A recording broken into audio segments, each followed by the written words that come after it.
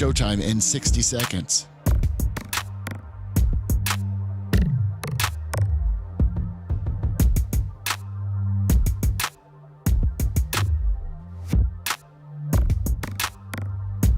"45 seconds.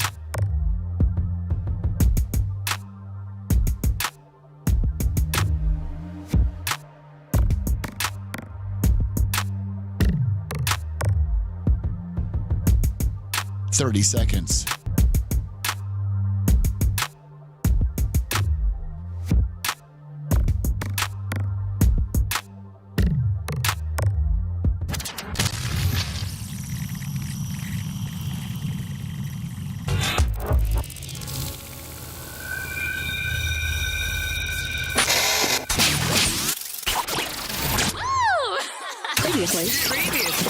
Previously on the Bubba the Love Sponge Show. The reason why the last 10 presidents, I think it's been 10 since Reagan.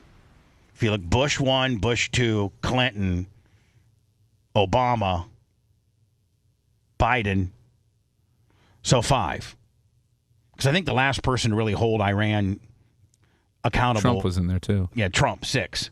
So I think the last person to really hold Iran accountable was rapping Ronnie Reagan. I mean, accountable by breaking the law, but yes. You're listening to the Bubba the Love Sponge Show. Broadcast rights for the Bubba the Love Sponge Show have been granted to this station by the Bubba Radio Network and is intended solely for the enjoyment of our listening audience. Any rebroadcast, retransmission, or other use of this production without the express written consent of the Bubba Radio Network is prohibited.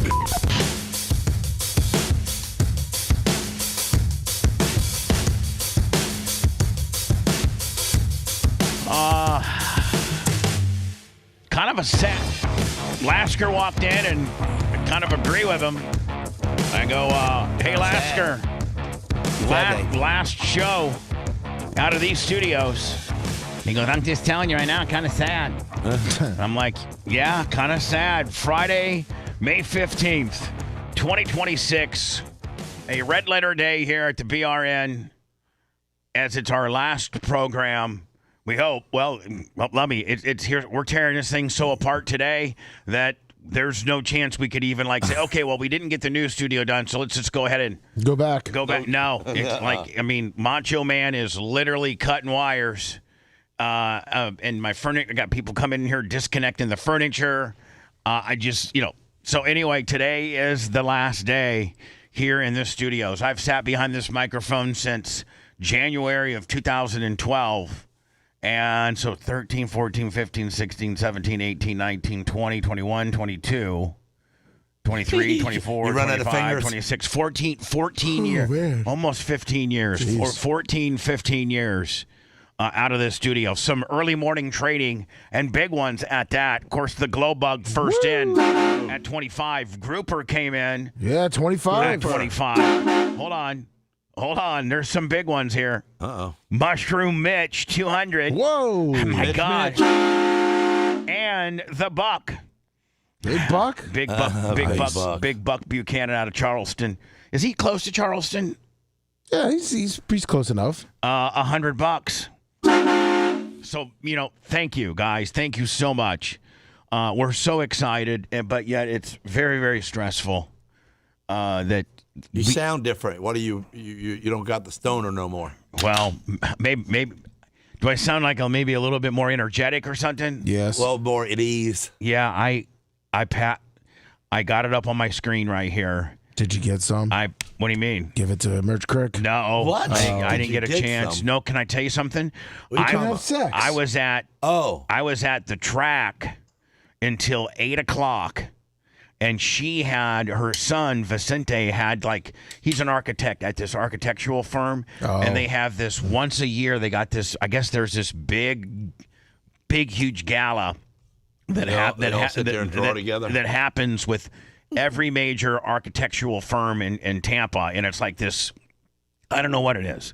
But if you are an architect in Tampa, your firm goes to this gala.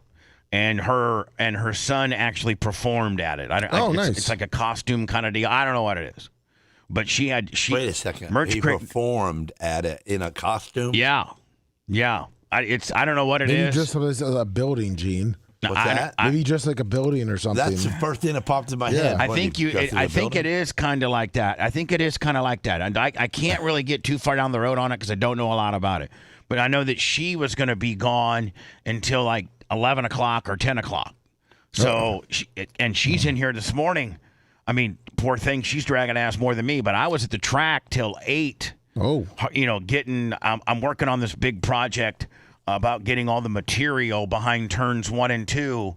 When the race cars, they throw all that out. Like when it's wet, like up until feature time, all hot laps, all heats, anything. When you're halfway to high side, and you're going through 1 and 2 or 3 and 4, or even the backstretch for that matter, you're throwing clay and material out of the park, and it starts building up. And 1 and 2 is the biggest buildup. I don't think. Now we've owned it for 15 years, and I think Mike and Angie Peters, we bought it from them, and they owned it 6 or 7. So I don't know. They never got back there. I don't know that they went back there. So it could be 20 plus years of buildup. Oh wow! And I got my good friends at Rent Pro, Davis and Jared, hooked me I thought up. the trees were too close to the wall there. Well, what I did is I had my guy Drunk Dave and Weed Whipper Greg. Do you notice everybody in my life has a name? Yes. Yes. Everyone has a nickname. Yeah. So Weed Whipper Greg and Drunk Dave, I had them, Gene, actually measure, the actual width, because I'd been back there with a skid steer over the years and tried to keep it kind of clear, so there would at least be like a 5 or 6 foot pathway there in between where the tree line starts and the guardrail, starts. So that's where the conduit, that runs the wheel and emergency lights and things like that. So I had Dave measure, and it was like 8 foot 4 inches. So I went to Rent Pro. I got a hold of Jared and Davis, and I said, listen, can you get me a Mini X that's like 7 foot wide? That way I could get in there and maneuver around. Man, you wouldn't believe. You wouldn't believe. And got some good dirt. Oh, some great stuff. And Gene, I'd scoop it, then I'd just throw it over the railing. And I think I was on a Cat 60, and it's probably still considered in the mini category, but it was pretty damn beefy. A Cat 60, courtesy of Rent Pro. Thank you guys very much. Go to rentpro.com. I think I got maybe 5 or 6 locations. Thank you unbelievable. But I didn't get home till 9:15, 9:20. Then I had to take a shower and. Phew. I was telling New York Greg yesterday once you passed it, I said, man, we got to get out of here because Bubba's probably going to take Merch Crick right here. No, right I now. didn't. I mean, I don't even have a time to take her. I don't even have a time to take her around the farm. He was excited, Gene. Gene's looking at me like I'm crazy. So anyway, I passed my kidney stone right after the show yesterday. So the show ends, and New York Greg and Merch Crick and Lummy and Mach, they're running around here loading stuff up, throwing things in the dump trailer. Well, Merch Crick isn't really throwing much. She's just kind of, she can't lift much. Well, she just points to things and we get it. New York Greg's right there. Oh, God. I think Big Red's stopping by at 1 o'clock today. Oh, good. Guess who else is swinging by here today? Who? My son. Oh, sweet. Tyler. Nice. Him and his fiance Ace are swinging by today. It's going to be a long day. We're going to be here quite a while. And he's, remember, I have all of his stuff up, picking his trophies up. Because oh my God, Gene, have you ever seen? There's a lot. Are they all upstairs? Yes. And are they on the are they in the same area as the pool? They should, unless they got moved yesterday. Gene, you should go maybe one break, run up there and take there's national championship trophies. It's unbelievable. He might have more trophies than you. You know what? He might. He does. He might have more feature victories. If I think I counted in the quarter midget, he won 215 times. He's probably raced more than me. Oh yeah, well he's raced since he was because 5. Of you.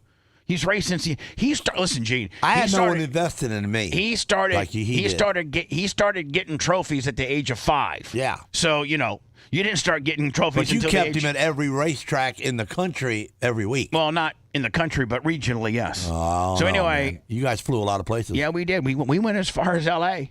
Whoa. We went as far as L.A. and as north as Kalamazoo and Milwaukee. That USAC deal, you went to more races than anybody's ever went to in one season. Yeah, and I had for that age group. So anyway, my son's going to be here today. Awesome. That's great. I passed my stone, so I go in right after the show, and I think maybe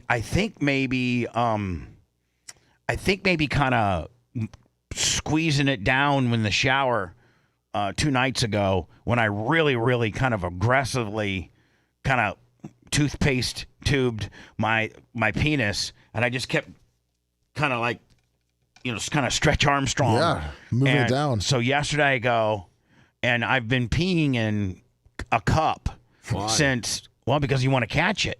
Oh. You want to catch this stone. And so I'm peeing, and all of a sudden my penis shotguns spits it out. And I go, oh, my God, I passed it. And Merch Crick was in the kitchen. She's like, oh, it was literally like we won the lottery. I mean, it was the same reaction. I walked in and everyone's crowded around in the kitchen, and Greg's like, "Oh, that's amazing!" And Merch Crick's like, "I'm proud of you, Daddy." Ah! So I'm proud of you. So Daddy. Oh my God! When you have it, you gotta get it out of the No cup. wonder she didn't shove you all out of the room and just grab him. Yeah. Oh, Gene, have you ever felt one of these things? No, These things of are course sharp. Oh yeah. Oh, I felt it. No, but I've seen it. He tried to throw it on me one time. No, You should feel it. So hold on. So what I did immediately is I took it and I put the hand soap we had in there, soaked it in hand soap. Then I put alcohol on it because I knew people wanted to be touching it and stuff. Yeah. And I'll let Gene feel it during the break. But it's like it's not that big. It's got little shark backs on it. It's got, and that's all crystallizations Yeah. and stuff. And oh my God, it's just so. Anyway, no more kidney stone talk. I know a lot of people hate it. Uh-oh, Macho Man's mad at me again. Well, what's Macho Man mad at you about? Because I was sitting in the wrong spot. He got to adjust the camera. Well, that's okay. I mean, I think I'm in the right spot. I try to put my nose right at this line. Well, Macho Man will tell you how to do it, buddy. So anyway, man, Glow Bug, Mushroom Mitch, what got into you today, buddy? You see, he's very sentimental about the studio. Yeah, it is. I mean, I gotta. That's what I said when I walked in the door. I gotta not be sentimental, because if I don't make myself not be sentimental, I'm gonna be sentimental. And What did you just say? I said I have to just really I have to keep my mind. I just have to stay focused on not being. Why, you going to cry or something? Well, I mean, maybe. Kinda. That'd be cool. I mean, like, Get more fans. but I mean, think about it. Like, this is our. This is our Lambeau Field. This was Lambeau Field. This is our. This is our. You remember when Howard this is Stern our said, everything. "I'm jealous of you. Howard Stern walked in here one time and said, "Oh my God." I'm jealous of you, Bubba." So anyway, This represents this studio was when I was at my best and at my worst. I mean, this studio. Now, the other studio on Living Street, that was just all upside. Really, like we were just complete rock stars over there. Yeah. But this one, man, we went through the Hogan sex tape here. We went through, the rating scandal over here. We went through But we did everything here, from the boxing ring that you built to the shower to the bandstand. I mean, to the bar. Come on. Yeah. There's a lot of, So anyway, I have to really, really take this time to say thank you and recognize, and I don't know that I tell you, Gary and Macho Man, enough as to how much I appreciate y'all, because you guys do so much and, just are such a joy to be around. Chubb Up Spice, $20. Thank you, Chubb. Anyway, don't forget Glow Bug, Mushroom Mitch, and Big Buck, both the Big Bucks today, and Group. But, I don't tell you guys enough how much I appreciate you. And we don't have to walk around eggshells anymore. Everybody here really genuinely does not have any agenda, really likes the show, wants the show to do well, doesn't sit there and do, disrespectful, hand gestures and act like they're miserable. It seems like everybody genuinely wants to be here. But I have to really, really say thank you to Gary Cantrell. He has got us so dialed in. Oh, yeah. This week, man, we had one of our best weeks of views and reels and shorts and videos and just the way that he cuts stuff up and then distributes it across. You don't understand, man. Like we are really, really showing great growth on YouTube, on Facebook, on Instagram, on TikTok, on X, on just everywhere. Like I think the Linda Hogan video he put up yesterday. 14 hours ago. 14 hours ago, the Linda Hogan video or reel on Facebook, and I think we're at 400,000 views. And then on X, it's 750. Yeah, so I mean, just between the two, we got 1 million views. And then I believe between Instagram and TikTok, that's about 1.5. So Gary, thank you so much. Gary, I can't wait to see you. What he gets in Wednesday? Yes. And man, again, I cannot tell you thank you enough. The great Gary Cantrell. Wasn't he sick a while back? Is he a lot better now? I know. Was he sick, Lummy? Yeah, he had a little scare in the hospital. He's doing better. Good. He's doing better. Did I know about it? Yeah. It was right when he kind of started. So it was. Yeah, it's when I noticed him here and I asked who he was and I was thanking him for being fatter than me. Hey, you redheaded lucky leprechaun. Can I thank you? Well, why you want to thank me? Because Gary's he's so nice. Yes. He just. Well, so I said nice. I was. I said now I'm not the biggest guy in the room. Why do you want to thank me? Well, I just want to thank you because you look fatter than me. So I might be the second. Yeah, because Bubba's fat. So you and Bubba got the fat deal. At that moment, I was fatter than you. I mean, when are you going to hit? Are you in the 40s now? Yeah, I'm like 43 to 44. And you stay in a weight bracket if you were to if you come like 200 in 10-pound increments. The doctor says I'm losing 4.3 pounds a month is what I've been averaging. So about just a little over like 1.09 pounds a week. Yeah. But that's really the way to. Not that I'm Johnny. It's hard on you though. 1 week, 1 pound. I mean, geez, I don't even eat a pound of food in a week. Yeah, but you're also over 60, and your metabolism. That's what they say. Your metabolism. Well, remember it's when not you what said, it used to be. You know what? I'm talking to your metabolite. I'm talking to your metabolism right now. You know what it's saying to me? Oh no. He's slowing down on the backstretch. So you mentioned something to me, and I said I'm going to listen to you and do it. But you know what? Now you should do that more often. But Sarah's been telling me for all the time, so she goes, "Oh, you're going to listen to Bubba? You don't listen to me." I told you, and then so I listened to both of you, and it's working better. Especially when her and I. You should really listen when her. I don't listen to her. She's been skinny her whole life. Listen to me, numbnuts. You should listen to me, especially when her and I aligned in what we're saying. So when me and Sarah are saying something similar, that's when you really need to lock it in, because that's two people that genuinely love you. I did. And genuinely know you for a long time. How many years have I known you? 30 years? 30. And she knows you better than me because you guys have been married, what, 10? Yep. So, So anyway, Gene's. So me and you go. We're what? 4 studios. Yeah. So we would been we. How well you know Bubba? 4 studios. I don't know about 4. 4. 3. 1, 2, 3. Yeah, 3. Yeah. Gandy. 4,002 Gandy. And then your own place, and then this place. Yeah, Gandy, Lemon, Nassau. Yeah. It's going on 4 studios. But we're going. Yeah, the next one will be 4. Yeah, that's what I'm saying. Yeah. I'm going on 3. I mean, we have to, okay, so the 98 Rock Days and all that, that's Gandy. And then Sirius XM's Lemon. Yep. And then you were mean to like every single person in that studio. Oh, in that building. You walk like a king. Yeah. And people had to leave why the room. That's why everybody hates me. Well, gee, I wish I would have been some. I mean, I thought I was being really nice and.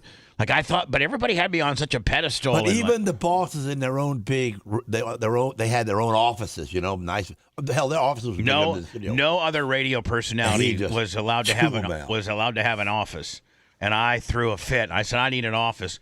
All I would use that office for, Lummy, would literally management knew it would be get oral from Hooters waitresses. I'm not kidding you. I'd have Guido. I'd have Brent. do all porn star and or any hot chick. I make sure I always interview them in the 9 o'clock hour, so that we ended the show with them. And there was this one girl. I'm not even going to say her name because she lives in St. Pete. And I think she's married to an ex-cop. Oh yeah, but she was the Hooters handler, and like I had this thing. She'd bring the Hooters girls in and promote the Hooters girls. And then other Hooters girls would like all drive in one car. She'd drive in another. They'd leave. And then Gene would probably be the only one. Remember that I had that purple shag carpeting.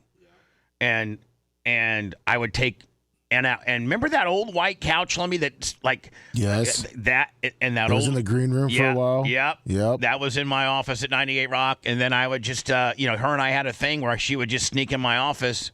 And then I would go in there, and she'd get, bop, lop, oh, wop me. She bliss You run a black light in that room, boy. Oh, so let me, when I got fired, and they wouldn't even let me come get my stuff. They made like Brent and I forget who else come in, and they had it all boxed up and stuff. And I guess everybody in that back, they used to call it the Rock Barn because on Gandhi they actually added to the building so they could infuse 98 Rock and Thunder back there at the time. And so, and I had my own office. The only, Ron Diaz didn't have his own office. Ronnie Michaels didn't have his own. Nobody had their own office except me. And when I left, I guess I was so hated, or that they said they were comparing me to Saddam Hussein, and they're like, the regime is finally gone. They were saying that about me. They were calling me and my guys the regime. The regime. So I guess we were really hated over there. Well, so we go Gandhi, then we go Lemon, then we go Nassau, which is where we are now. We have to figure out what we call the new studio. Yeah, that's true. Are they the home studios? Are they the? I don't know. Are they the home studios? There you go. The home studios. Yeah. Yeah. I mean, I don't know, but that kind of jobs it out a little bit. Not really. You got I mean, it's a compound. I mean, I think you do call it the Bubba compound. Yeah, the Bubba compound. So we have the 98 Rock Gandhi studios. We got the Lemon Street studios. We got the Nassau Street studios, and now we have the Bubba Compound studios. That's right. I like that way better. So the highest, or the craziest, or the wild, or the stupidest, whatever thing floats to the top of the sauce was the hog at Gandhi. Yep. That also caused the most damage. Lemon Street? What I said? Lemon Street had a ton. Lemon Street, I would say probably. But I want to know the main one. I would some red letter days at Lemon Street were Tonk the Bear. Yeah. When it almost. Yeah, when the bear was there. Oh yeah, the bear got there, and Lummy like could have died.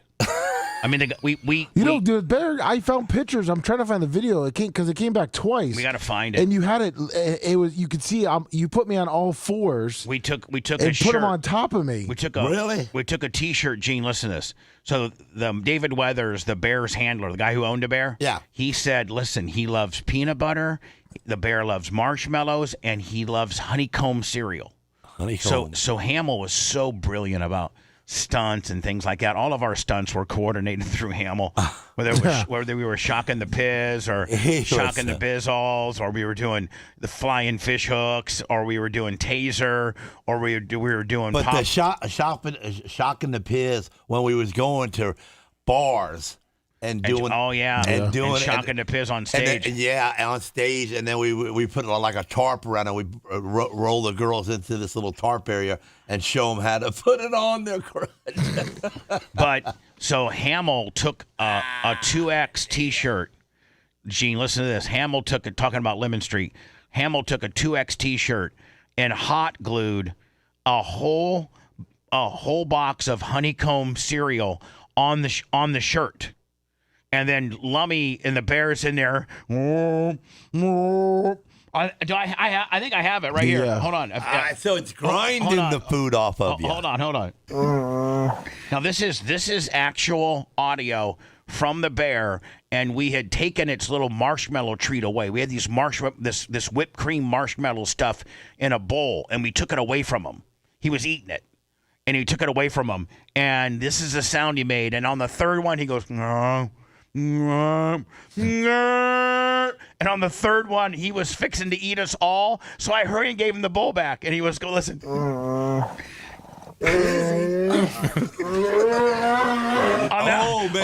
nasty. And that last one, he reared up on his hind legs. He was about a 5-foot bear. He reared up. He was a baby bear. It's like two. He was like 2 or 3, and he reared up on his hind legs. So we took the. Let me please listen to you again. And I complained, like, give him the bowl now.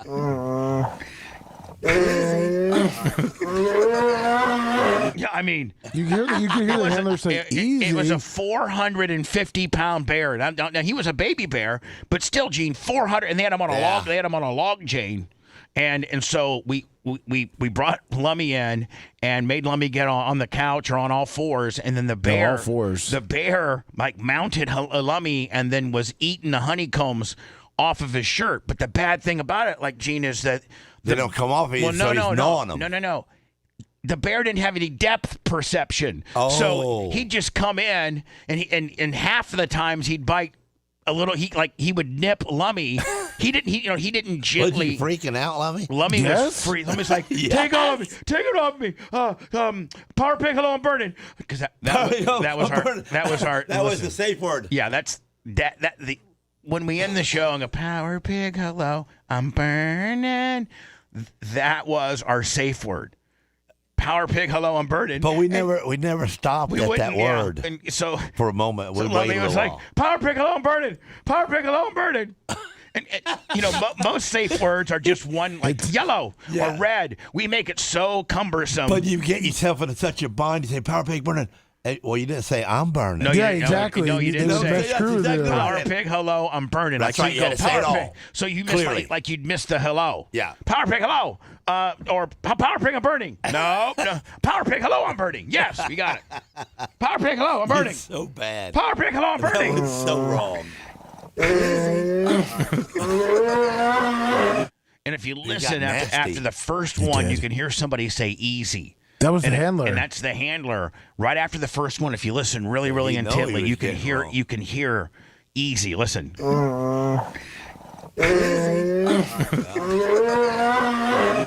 So some red letter. Is he saying easy to the bear or easy to you, Lummy? No, because the bear. you're gonna get away from him. So some red letter days at Gandy would have been probably the hog deal, and then all the 12 Boobs of Christmas contestants, they'd come to the studio and sign up. And the guys eating them mice and the rat milkshake.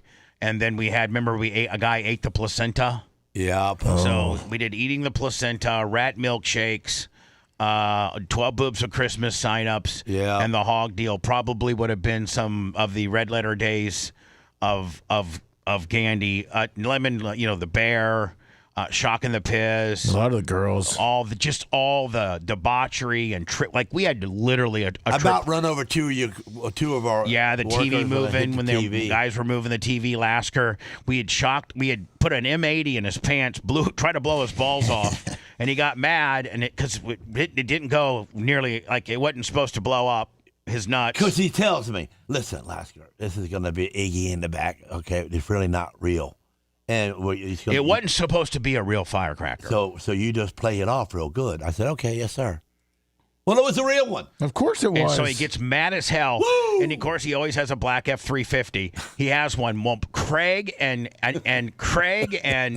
Coco are moving this big, like 52-inch tube TV into the studio. Like they're doing something, and they have to.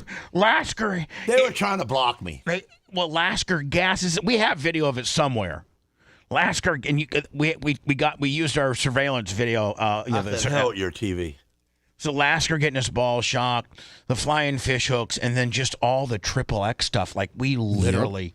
Yep. The girl talking to her vagina, calling her a naughty. The Luke Skywalker from 2 Live the Crew ants on the black dude. having phone sets 25 cents and having fire ants on his testicles. Poop hits the fan.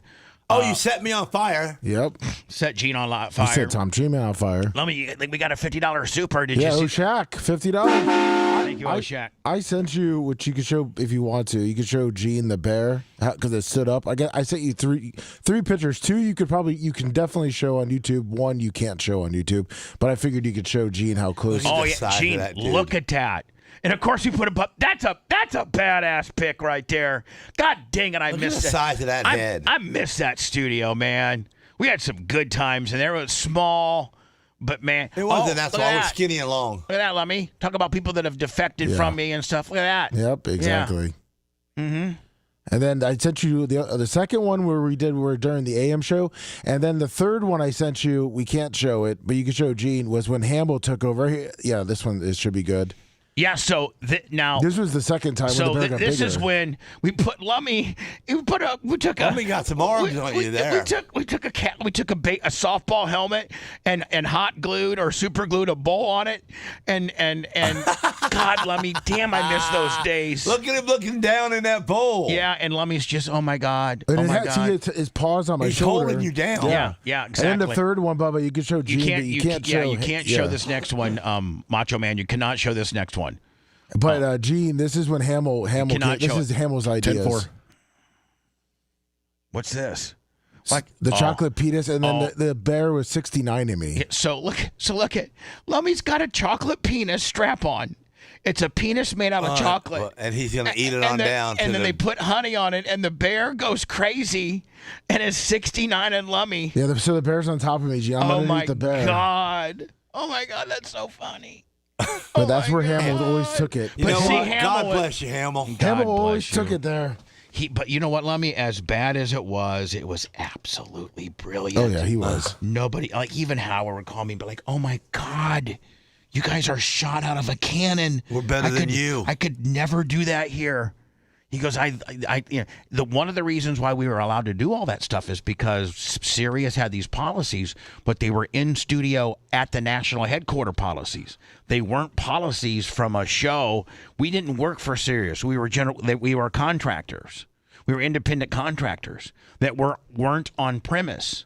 So, we did have a video aspect of all of this when we had BubbaRaw.com going, but no one's seen it. Yeah, I mean, you had to buy into it. Right, so since it was behind a paywall, we were great. Yeah. So those are the red letter days over there. Let me, when I return, we'll quickly close this last day at this studio chapter and get in with the show. The NFL released the schedules for all the teams yesterday. I want to get into that a little bit. But what's going to be the highlight of this show, of this place? I don't. Let's find out. Right. We'll try to sled through that next. Deliciously disgusting. You're absolutely right. This is the Bubba the Love Sponge Show. Deliciously.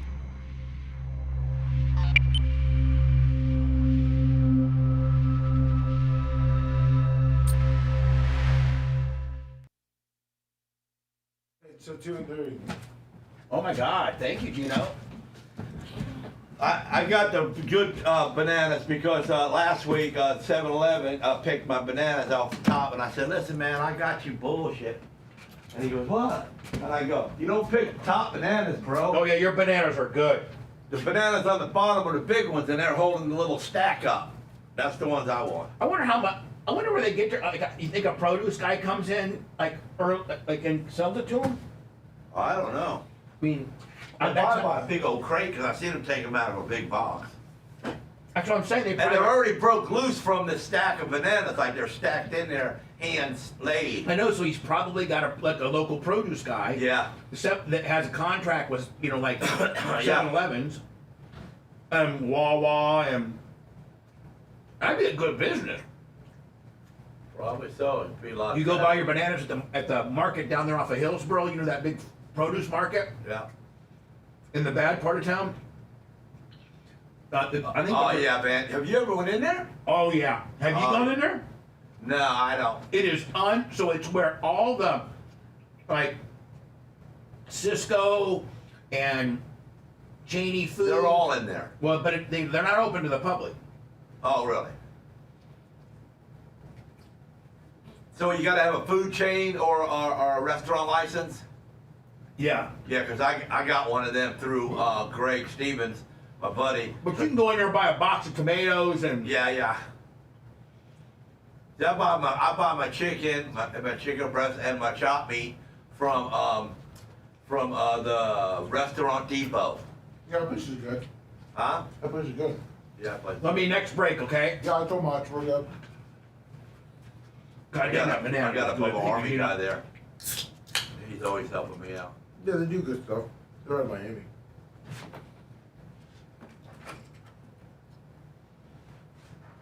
Thank you, Shaq. What's up, Mercer?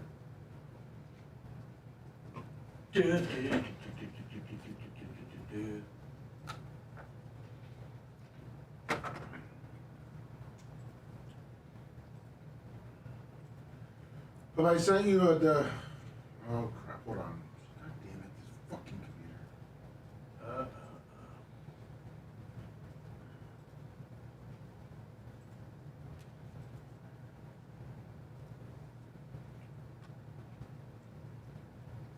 I sent you the short that Gary did for the Tom Simon interview that's releasing next week. Okay. If you want to show it to promote it.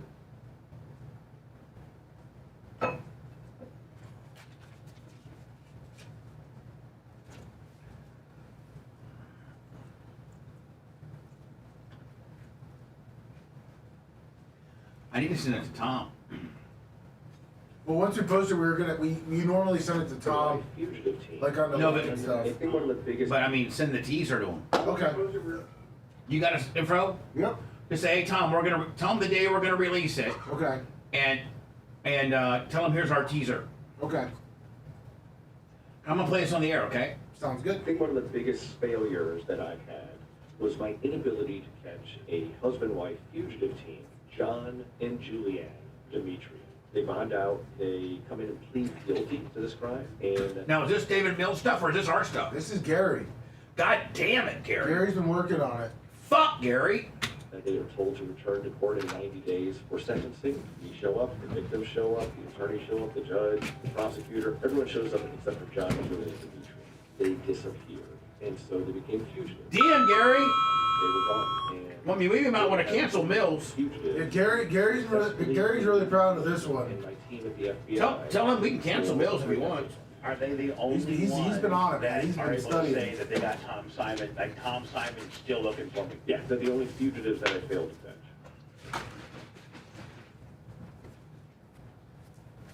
Good job, Gary.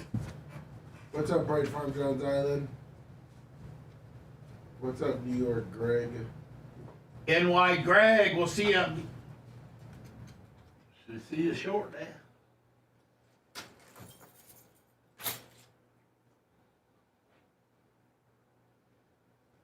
This is really good. This is really good, Lummy. Yeah, he's proud of it.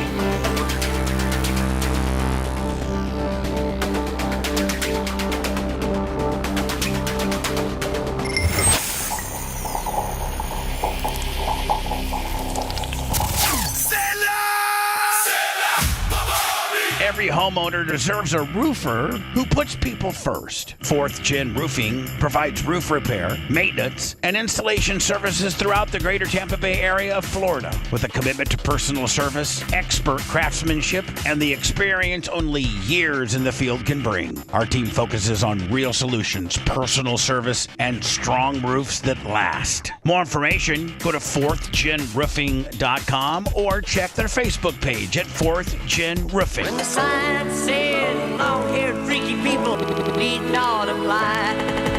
The Bubba the Love Sponge Show, listener supported via PayPal, Venmo, and Cash App, all at the Bubba Army, now returns. Need not apply.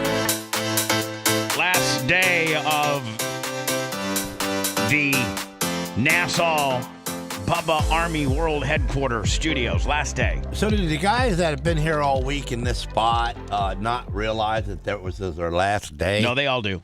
Why didn't they take their stuff? Oh, I don't know. Oh, we told Dr. Dan to leave his gold stuff here. Yeah, because we're taking it to the new studio. By the way, Steve Surgeon or I've never SZERSZEN. That's a name?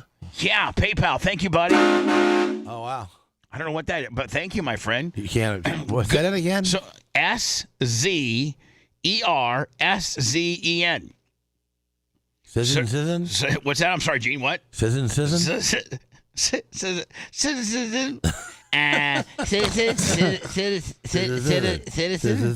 got a lot of V's in it. It's got a V in it? Steve Citizen. All you gotta do is vibrate your tongue, and that's a Z. SZERZEN. No, SZERSZEN. Serzian? Citizen. I think it's Serzian. I like that. That I sounds don't better. know. He's on my PayPal, and I love him. PayPal, Venmo, Cash App, at the Bubba Army. It all started off with Glowbug today. Then Mushroom Mitch comes in at a $250. Buck comes in a Hun. Grouper Lips. Shaq 50. Yeah, Steve Zerzizin. Appreciate you. Chub it up spice. Thank you. Next week, I did a podcast with Tom Simon. And we're going to start doing more with Tom Simon once we get our, all of our facility in order and what. Facility. And so we've been hanging on to this. Gary's been editing it. And so what Gary does is he, with all new podcasts or one-on-one, Bubba one-on-ones, or breaking it down with Bubba's or any of the ancillary stuff, or even the regular show. Like even the regular show, Gary's constantly making shorts and reels. I mean, you can go to our Facebook page and just scroll it, and he'll give you a 1 or 2 minute short that pretty much explains whatever topic I'm talking about, and you can catch the entire high spots of the entire show. Whether it be, what Trump's doing, whether it be... Semi-autograph Travis, 25. I got his hat on. I got his hat on, my friend. Thank you. What hat you got? I got my semi-autograph, my favorite hat by far. So anyway, Lummy... Gary cuts these little teasers for whatever we got going on. And so we've had the Tom Simon podcast in the can for about a week or so, maybe 3. And Gary's been cutting it up. He's going to release it. He was going to release it this week, but next week we really kind of need some, content. Yeah. Now I wanted to ask you and Macho this. And I know that's probably... Well, we're scheduled to work every day next week, right? Yes. Okay. Did you see that? I mean, Ross Messenger, $50. Congrats. People are killing it. PayPal, Venmo, Cash App. Gooch, $50. Gooch. Jeff Patterson. Joey Campbell. Lummy on the PayPal. You're right. Joey Campbell for G-Lab. 25. My God, settle down, guys. I'm embarrassed. I'm not. Keep coming. So... My question to you and Macho Man is, since we're really not on vacation and we're building the studios, what if by some kooky, crazy twist of fate? Man, thank God you don't got that pebble stuck up in you. I know. During the week. Can you just tell that I'm kind of got a sense of relief? Yeah, of course. Oh, my God. I felt that when the first words come out of your mouth. Oh, my God. Well, he's looking pretty good. Oh, I feel so good. I actually... But how hard he'd be on everybody that's getting paid to do nothing. But really, you're doing something because you're moving. That's right. He ain't going to look at it that way. You just don't understand how much... So it was exactly 2 weeks and 6 days. Oh, Today would have been 3 weeks. Is that the longest ever? No, yeah, one of the longest ever. One of the longest ever. And I think it wasn't the biggest that I've ever passed. It was only 7 to 8 millimeters. Oh. Yeah, but who cares? Longer is worse. Semi-autoglass Mike. There's a semi-autoglass Travis, and I think they're brothers. Yes, they are. And he comes in with 50 on the Cash App. Yeah. Thank you, my friend. So here's the thing. It's not the biggest I've ever passed, but I think it's the spikiest. And if you look at it, you see those 2 little spiky horns. Yeah. I think that is where it got hung up. It got hung up on. And so, I mean, oh my God. So for 2 weeks and 6 days, I've been in not excruciating pain, but pain. Like just, a dull. They don't got a laser out there that they can just clean the sharp edges off from the outside of you? No, where it rolled out a lot easier? No. The only way they can do that is they can go in there with a tube and grab it with this little grabber thing. Like the kind of grabber thing, Gene, when you have a bolt down on the intake and you need, those little things they make for automotive and you need to grab it because you can't get your fat hand down in there. Yeah. You lose the bolt down into the So anyway, Tom, so Lummy, my question's this, bud. Yeah. And Macho, are you monitoring? Are you ready to go? Can you talk? Perfect. Thank you. Hopefully you can hear me. Yeah, I'm here. All right, Poor Macho Man. He's back here. I mean, we just sit on our asses Macho, and, I don't get paid to talk. pontificate. That guy's just going crazy back there.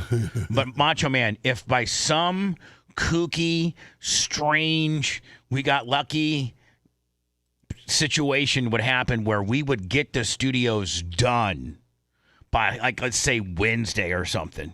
Oh, now you're trying to open up over there during the week? Well, I'm trying to say, like, you're just killing everybody, ain't you, bro? Could we go on? We had until January back in the day. We got until January. No, it's going to be nice, easy. Then we went to June. Let me look at him. Now it's in the week. Now we're going to open up on Wednesday. What does it matter with you? Can you just settle down? You don't have to. It's going good. Because we don't do as well financially for best ofs as we do when we're live. And that's how we make our living. So what I'm saying is maybe we could do like if there's some, and I don't think that this is, I don't think you come to my shop with the cream machine, turn something on. Can you just shut up for a little bit? I mean, really? Can you just shut up? Thank you. I'm not trying to get up your ass or be mean, but can you just shut up? Yeah. I'm trying to do my business here. I'm just trying to help you out. I know, but you're not helping anybody out. Can you imagine Bubba came over and your guys were going to get off and you're like, yeah, let's do some more stuff today, guys. Oh, my Lummy. Yeah. Lummy, on the super chat, are you kidding me? Big Boom. See that? $100. Bam. Thanks for the memories. Here's to many more. Love you. Love you too, Biggie. Biggie. Oh, my God. Timothy Halem, $50 on the PayPal. Slow down, Tim, fellas. man. My God, we can't even get a show in. You're throwing so much money at me. Bubba today. So, Mach, do you think there's a chance, because we have to be there any day anyway, do you think there's a chance we could go, not necessarily in show mode, Lummy, but in test mode? Like, go Monday? Go live on. No, Jesus Christ. Just shut. You know what? If you don't shut up, I'm going to turn your mic off. The red light's going out. I'm trying to do business here. I'm trying to do something. Shut up. You know what? Do you know how appreciative the listeners would be if we fire up on Friday and we're live? Do you know how better than a best of? Do you know how much better it would be for them? Like, you're being a dick for, like, they don't you think that you're being cute, but they don't, and they dance with you most of the times when you're being cute, but they don't want this. They want us to be live. So the quicker we can be live, I'm just throwing it out there. If we would happen to we're already ahead of schedule. If we'd happen to get this built, and it's just going to be, you don't have to show up. Me and Lummy will do it. Me, Lummy, but Mach, do you think there's a chance maybe we could do a Thursday, like we could be done early? In some form or fashion, we could probably get on by, I would say, Wednesday or Thursday. Yeah. But I'll know more today as we start taking things apart. Okay. But what Gary and I talked about when he would get down, like us, even like piping in, kind of like Stern did when they were getting ready for Sirius, and you'd be listening to Sirius, and then all of a sudden they'd pipe in with like a quick little, hey, just check in or test it. We're testing some stuff. So man, on all of our, probably not on our terrestrial radio stations. No, it would be like we were thinking like on BARP or YouTube or on BARP. Sorry, BARP. Bar. Idiot. Bar. So anyway, on YouTube, Facebook, Bubba Army, BubbaArmyHQ.com, all those places, be monitoring the show. I would say by Wednesday of next week, we could pop on. So that's what I'm, hoping we can maybe do. And just a test. The visual side will be quicker for sure, especially since Gary's going to be here. The terrestrial side will be a bit longer, so I would assume that we could probably get you on by Wednesday or Thursday. Yeah. We're hoping to give you guys something visually on Facebook, YouTube, Twitch, Rumble, all of that. We're thinking about hopefully having something for you guys on Thursday. That's my goal. But if that doesn't work, then we're certainly will be all in, ready to go by that next Tuesday, this Tuesday after Memorial Day. So, that's kind of cool. It is. So, Tom Simon, we're dropping his podcast that I did with him a few weeks ago next week. Are we doing, what day? Do we know what day? I'm probably going to do it, we were going to do it on Thursday. Can we move it up? Is it done? Yeah, we got the body cam stuff. David Ashworth, $100. Oh my God, thank you. Keep them red lines smoking. But what I'm saying, Lummy, is like Thursday's such late in the week. We might be, if it's done, we got to move it up. It's got to be Tuesday. Okay. Because that's what we were going to do, the body cams every Tuesday. All right, then do this on Wednesday. Okay. Did you have anything planned for Wednesday? This would the body cam would go to public Wednesday, so we can maybe put this as private on Tuesday and then release it do private Wednesday. I don't like Thursday's too late in the week. Okay. So can you guys get that handled? Yeah, we'll move it. All right. So this is a AI reel / short that Gary Cantrell made, teasing the Tom Simon podcast next week, which will be available on Facebook, YouTube, everywhere. And don't forget, you can follow us on all those platforms at the Bubba Army. But this is so good. So good. So I think one of the biggest failures that I had was my inability to catch a husband-wife fugitive team, John and Julianne Demetrian. They bond out. They come in and plead guilty to this crime. And they are told. By the way, Gary did all of this on just audio of me and Tom talking. Gary built this whole thing, this whole storyline. Gary built it. Yep. Amazing. Absolutely amazing. To return to court in 90 days for sentencing. We show up, the victims show up, the attorneys show up, the judge, the prosecutor. Everyone shows up except for John and Julianne Demetrian. They disappeared. Boom. And so they became fugitives, and we began the manhunt. They were gone. And they have remained fugitives and successfully eluded me and my team at the FBI for over a decade. Tom Simon is just the man, is he not? God dang. Are they the only ones that are able to say that they got Tom Simon, like Tom Simon's still looking for me? Yeah, they're the only fugitives that I failed to catch. What a great. And he still ain't caught. No, I don't think they. No. So let me. When's he going to release that? Well, what do you put? What do you put? Like coming full podcast Tuesday at yeah, he'll have it once we put it on all the socials. Hopefully he get that. He puts that out relatively soon, so people have something to look forward to. No problem. The Bucks and the Packers. Well, the two teams we care about the most. Me, the Packers, and then the rest of everybody else here. Bucks released their 26 schedule. On the road, they're playing Jets, Jaguars. I'm sorry, it's preseason. In the regular season, they're playing on the road. They open up the season on the road with the Bengals.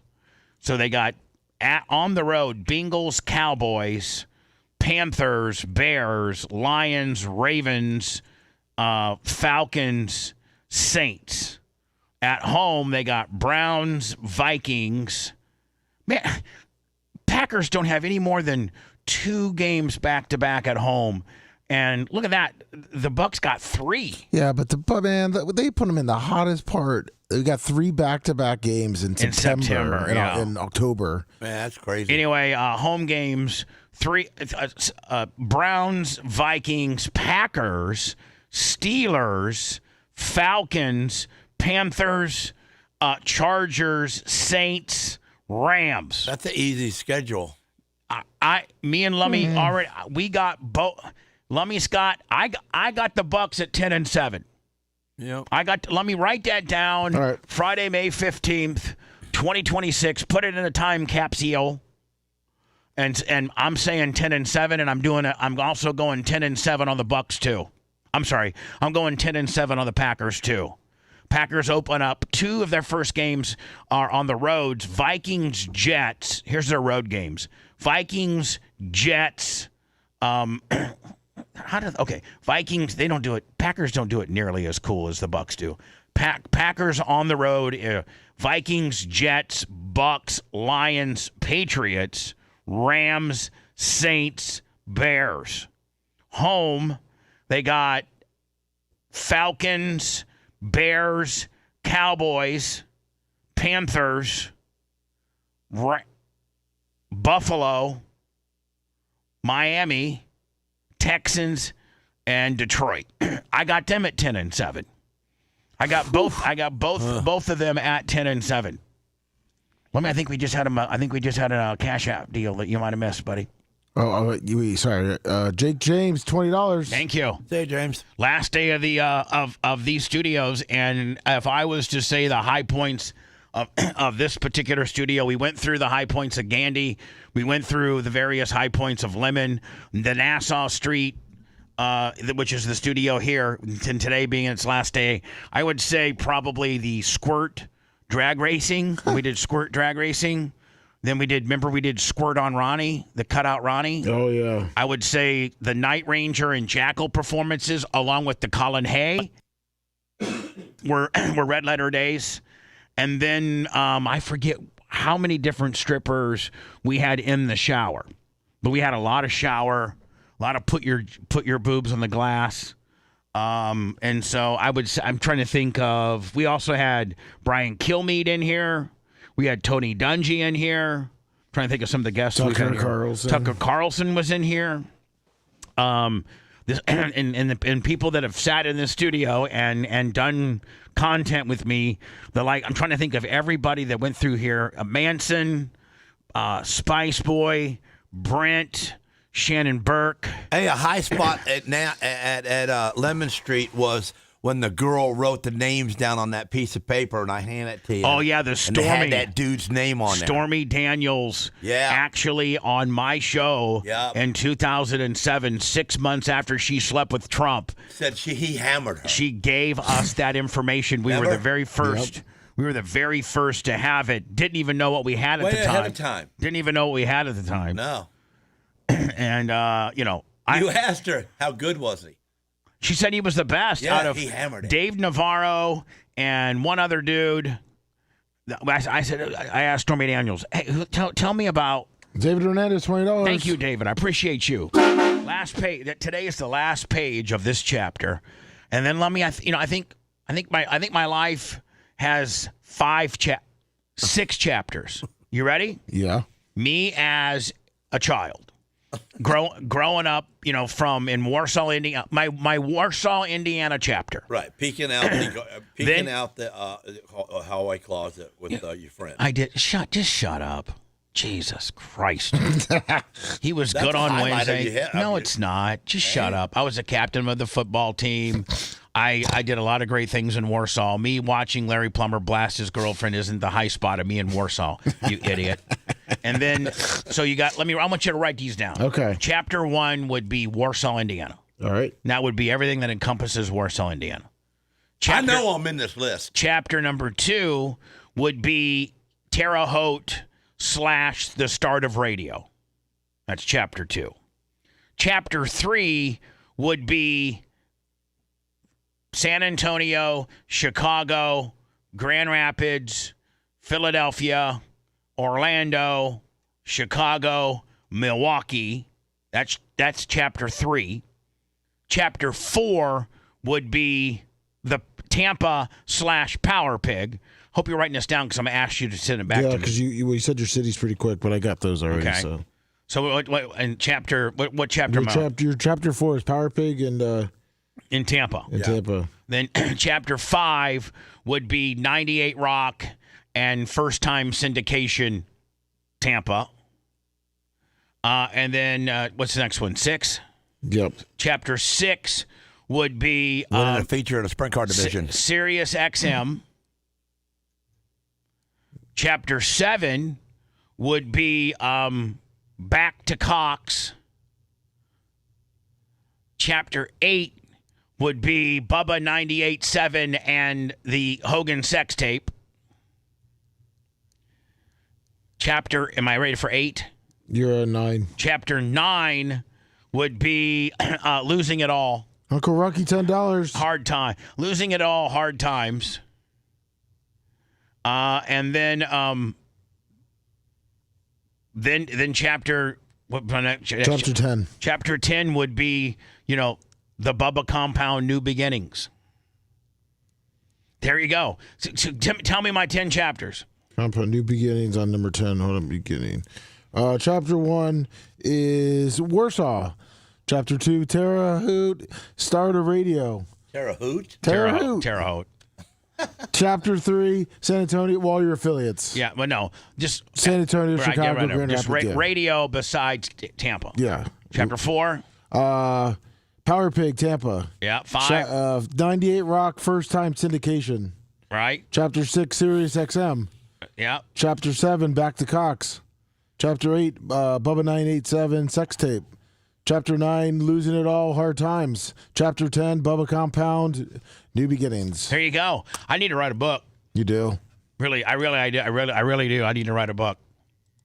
All your stories would be great. So, Gene, watch this. This is badass. This is in Georgia. And you know those, like, and I think in order for a cop to pull what they call the pit maneuver, they have to get like clearance from their supervisor. He's gonna pit maneuver a U-Haul? Yeah, wait till you see this. Nuh-uh. Let me Stanley the Sniper, $20. Oh, I was getting into everybody that's been in that. Oh my God, Lummy. Let's go. We got something good? I met you for the first time at the studio and you kicked me out, Kenny Price. Nice. I met you the first time at the studio for Barb, and you kicked me out, but it's worth $250. All right. The great neurosurgeon, the great retired neurosurgeon, Kenny Priz, shivering Siz Niz Sarah Biz. So no, Lummy, I think I was going to go through all of the guests that we've all the people that have broadcasted from here. Yeah, that might be an interesting list. I started it with me, Manson, Spice Boy, Brent, Shannon Burke, Tara, 25 Cent. You, Janessa Brazil, Lasker, Jay and Dan, Brian, Tuttle, Colton, Trace. The Thieves. Yeah, as I already said Spice Boy. No, the other thieves from Countryside. Thieves. Oh, Blitz, Anna, Seth. I think that's, I mean. You got some weirdos. B-Fudd. Okay, B-Fudd, yep. This is B-Fudd. Did I say Shannon Burke? Yes, you did. Yeah. I think that's about. I mean, you know, the chat can help me. I said. Well, Nedley Mandinko, yes, of course, played by Manson. Yeah, Tyler's been on. Well, that was. I don't think Tyler wasn't a mainstay, but he did do some podcasting with his good friend Tyler Sharp. So there you go.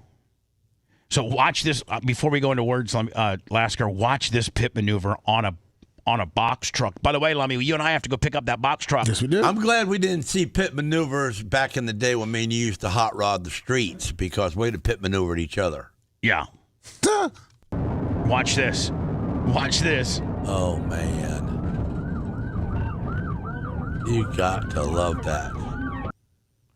And then. Ooh. Yeah, I mean, look at this. Ooh, that's violent. And then they. That truck's built nice. You know, it didn't even buckle it. And there's a black guy driving it, and he's, you know, obviously. Imagine that. And I don't have my disclaimer. Macho's got some of their screen pulled up. So then they pull up at him, and now this guy's trying to get out, and he's in the windshield wipers, and he's trying to get out, and he can't get out. And now you got a gun right at you. On you. Have you ever had a gun pointed at you? Yeah. Does it really? Not cool. Is it pretty? Well, yeah. Sketch. Yeah. You start thinking about things. And so look at this. Eventually, he's got like 6 guns pointed at him.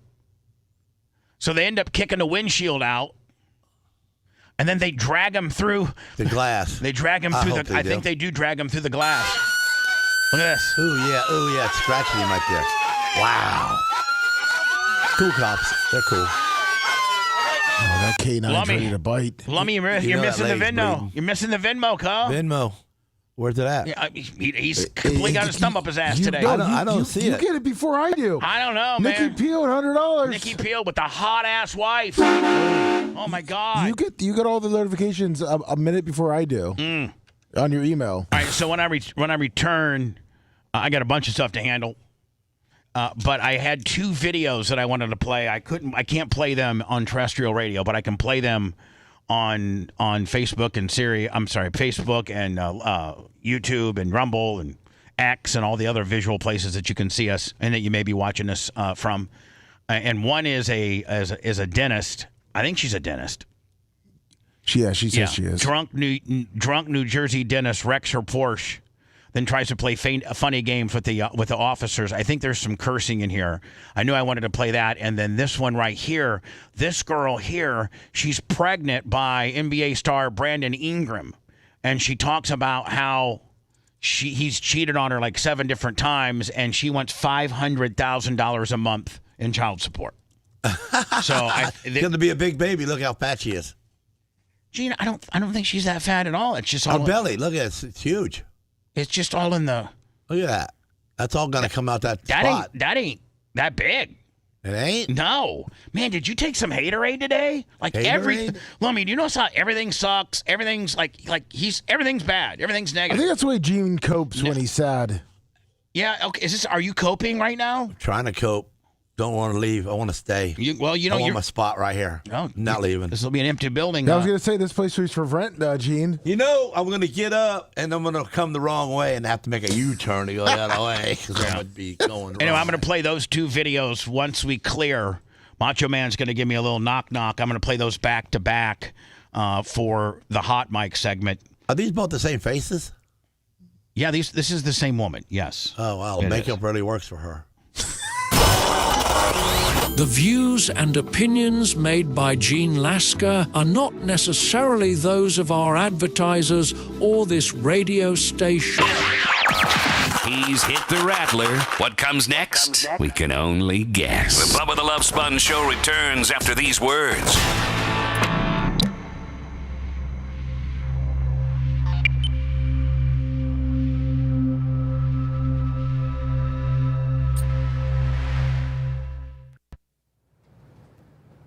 I'll get you, Joey. I'm just waiting for Macho to give me the. All right. For real, Furniture? Them folks playing with me. Talking about some who ugly bitch. Who the fuck gotta have our makeup every day? Ho? I need to wear makeup every day. And when I do wear it, I take it off right when I'm done doing whatever the fuck I'm supposed to do. Bitch, I actually don't even like makeup. Stop playing with me, ho. Fuck, like I got something to hide, bitch. Fuck wrong with you hoes? I wish I knew how to make my nostrils go up. Since y'all always want to talk about a motherfucking nose. Bitch. Fuck. Sit down. Make me your profile picture right now. Make me your profile picture right now. Yeah, they mad because Tay-Tay like my song. They mad because Big Tay like my song. They mad. Can you understand anything she said? No. Follow the tip of my pen with your eyes and your eyes only. Don't move your head, okay? You understand? Got it. Wait, so I don't understand. You're saying that somebody else got in this car and moved it? No, I'm saying that, like, everything was fine, and then we were, like, heading back home, and then my friend was gonna drive home, and then everything... Well, where's your friend? In that car. Was she backed into that car? Yeah. We need her. Well, it's fine. I backed into it. I'm gonna take responsibility. Who really did it? Who was driving this car? Me. Okay, well, why are you saying your friend? I'm gonna take responsibility. Are you driving, or is it somebody else driving that's in the bar? No one. Who was in this car and backed into that car? Neither me or my friend, to be honest. It becomes complicated because I'm also a doctor, and then it makes myself complicated. Somebody backed into that little car right there. It was not me. Was it this car? For that damage, no. Well, there's a mark right on your bumper. Oh, well then maybe you're right then. And how much did you have to drink? I had 2 martinis, and I wasn't planning on driving home, so I was going to stay here and Uber, so... Well, then how'd the car move? My friend. See, you keep saying that. Who is in the car driving? If you're not honest, then we're going to move further here. I'm not going to tell you who was going to drive the car home. I'm a dentist. I do teeth. I'm in this area, so I really can't. I don't want to look bad, so... We're going to look at the cameras. Was it you or was it not you? It was me or my friend. It was one of the 2 of us, so... It's freezing. Are you afraid about getting a ticket or something? I am, yeah, because I'm like a dentist in this town, and it's like very... It's a minor accident. We don't write tickets for this. Scared? Just do SFSC. I'm going to ask him to look at the camera. She won't tell us if she was driving. She was certainly driving. She was driving. 100%. We both watched her. We watched her get in the vehicle, absolutely. 1,000,000,000% she got in the vehicle. Okay. All right. Come across the street with me, okay? Can you see the tip of my pen? Yes. Okay. I want you to follow the tip of my pen with your eyes. Your eyes only. Do not move your head. All right?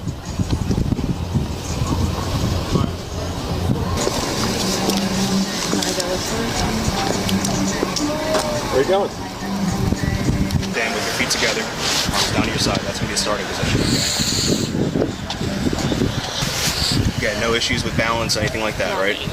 All right. Freezing. If you already did this, but just put your hands by your side, follow the tip of my pen with your eyes, and your eyes only, don't move your head, okay? You understand? Got it.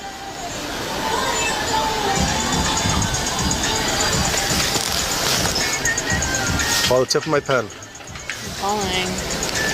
It's that extreme. You're being arrested for driving while intoxicated. So yes. Follow the tip of my pen with your eyes, and your eyes. I thought there were some bad words on it. My bad. It was entertaining, better than dead air. Yeah. But maybe I'll start playing some of those. It's better than dead. I think people would like that more than just us bullshitting. What do you think? Of course. Well, yeah, I think 80%, 80-20.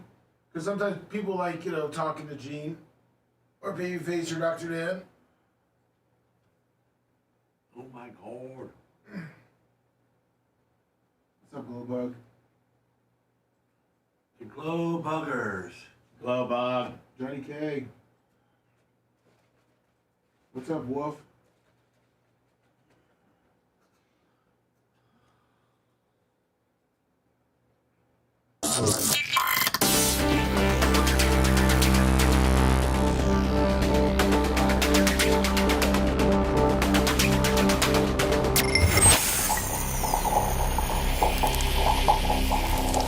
It's Bubba. Now for a word of caution. We now return to the Bubba the Love Sponge Show. Did you hear it? Oh, yeah. Man. Oh, my God. What now? I'll tell you what now.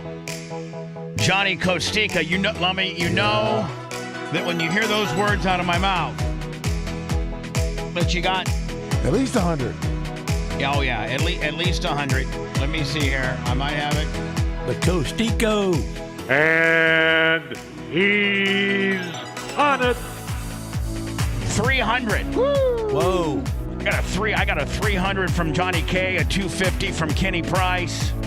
I got my boy Tim for 50, Joey Campbell, Steve Scissor, Mushroom Mitch blew in 200, Big Buck a hun, Gloria Zach 25 to kick it all off. Oh, Nikki Peel, the task, the Glow Bug gave 75. No, she's budgeted 25. That's her jam. Sammy the Sniper, thank you. That's what I'm saying. Big Buck. That's our lucky 25 number.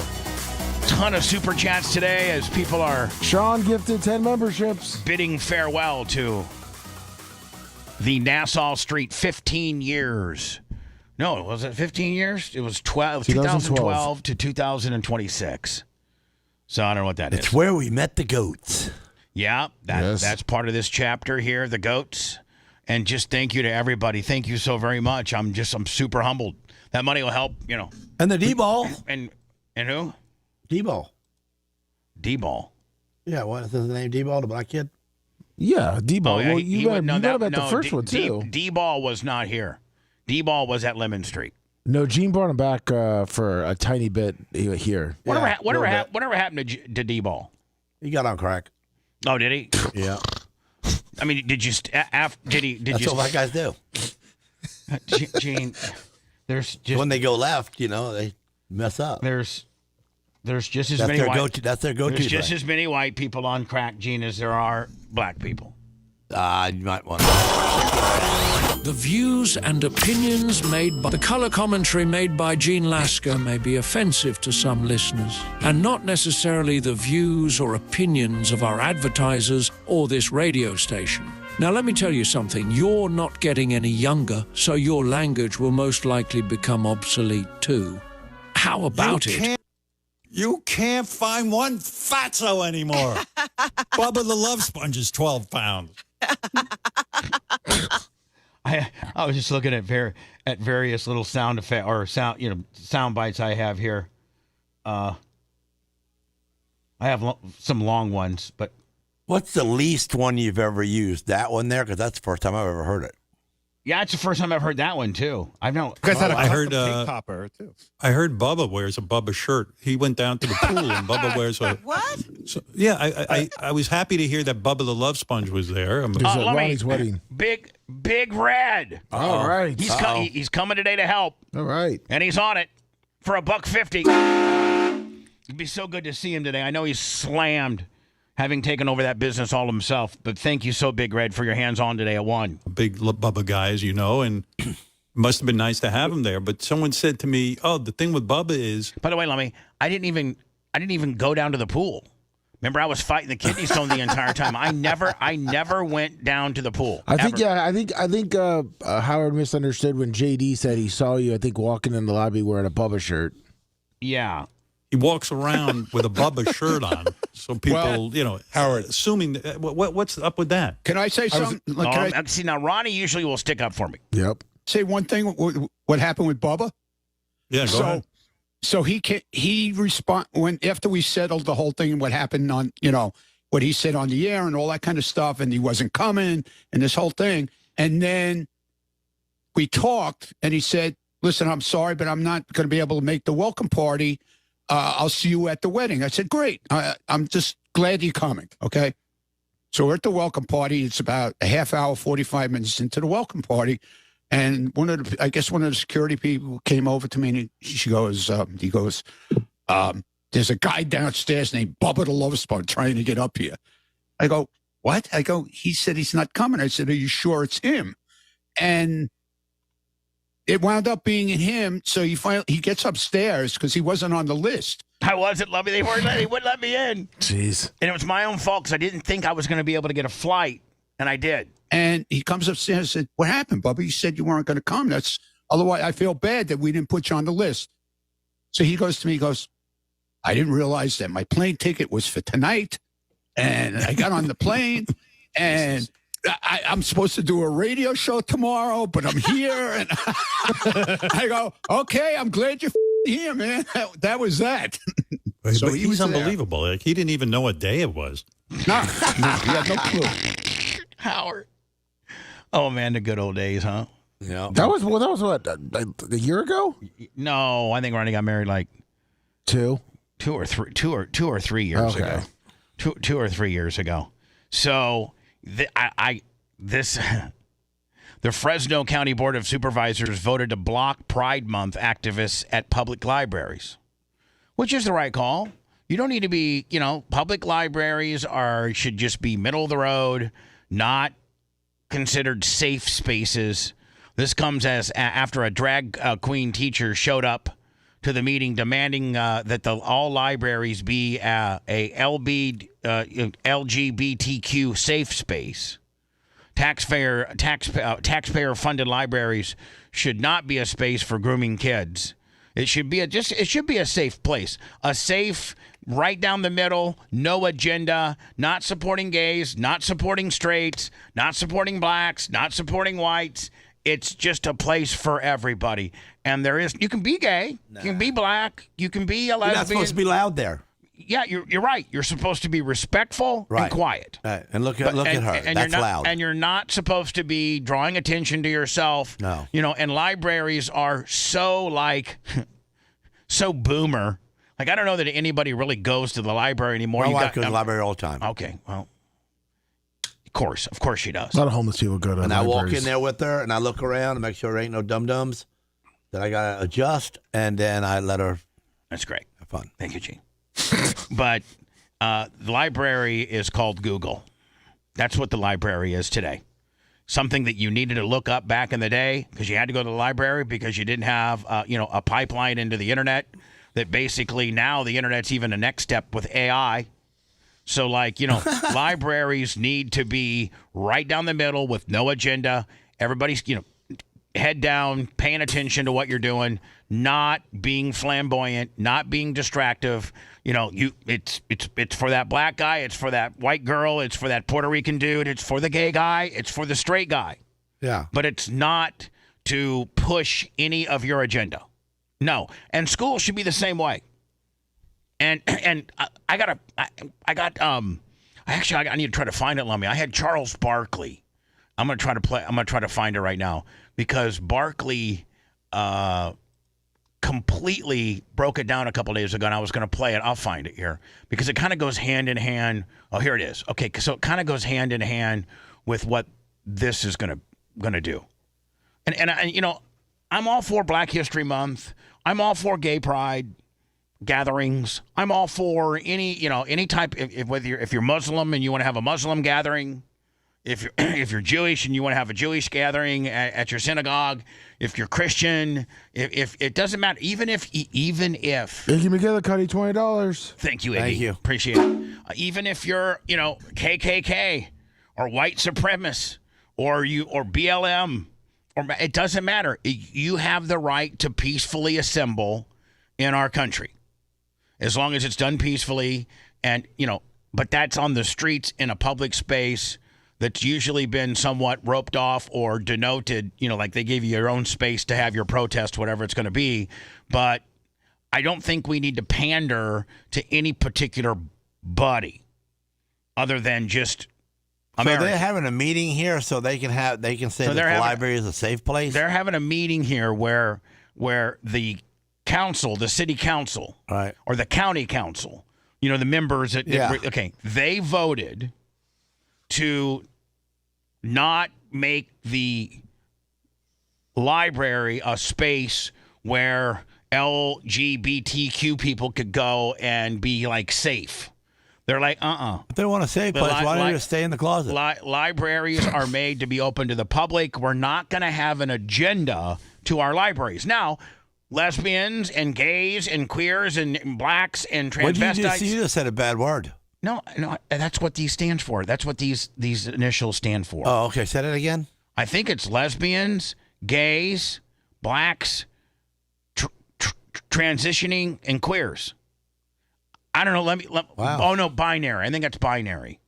Lesbian. Oh, Jeez, yeah. Hey Alexa, what does LGBTQ stand for?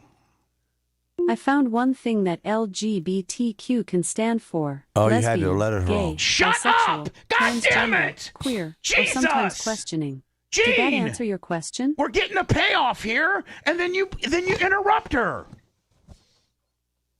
You know better. Come on. Did you hear what she said? No, because God damn it, Gene. Come on. You know how to play this game. I'm getting a payoff from her. You don't interrupt her. She's giving us the payoff. He's been on one all day today. I mean, am I going to be the only one that thinks that, Lummy? Or are you going to help me out here? Oh, no, he's definitely. I think he's on a second monster. Jesus Christ. Gene, remember that? I shouldn't drink Monsters. You shouldn't. Because you just I don't buy them on purpose. There's a time for you to get your stuff in. You know when to double dutch in, and when I'm going to her, shut up. Just shut up. Shut up, Mercer785. I'll block your ass right now. What'd he say? He says Bubba talks over Alexa more than Gene did. Everybody just shut up. I was doing the payoff. Right. He knows he messed up. Yeah. He did. Hey, Alexa, what does LGBTQ stand for? I found one thing that LGBTQ can stand for. Lesbian, gay, bisexual, transgender, queer, or sometimes questioning. There you go. It's not black. I'm sorry. So it's bisexual. Lesbian, gay, bisexual, transgender, queer. Now, you can be all of those. You have every right to be that. But you can't do that in the library thinking that that's a safe place for you to protest or, display what your lesbian, your gay, your gayness, your bisexualness, your transgenderness, and your queerness. You can roll in there and be all that, but you're not going to be that like her while trying to make a scene or promote your brand. Like, you can go in there, Gene Lasker, to the library as Gene Lasker. Like anybody in that room right and there. And accompanying your wife. Yeah. But you can't go to the library with Lasker powder coating flyers and start promoting your business. Putting stickers on the wall. Right. So I think that's what they're trying to say. The library is for everybody. It's for L. It's for G's. It's for B's. It's for T's. And it's for Q's. And it's for white people that are straight. And it's for black people that are straight. And it's for black people that are gay. And it's for Puerto Ricans that are transitioning. And it's for men and for women and fat people and for skinny people and for young and for old. It's for everybody, but we're not going to denote it as an LGBTQ safe space. Well, this person here, who is even more disturbing, I think that this person is a man who identifies as a woman and is a school teacher. Oh, that's gross.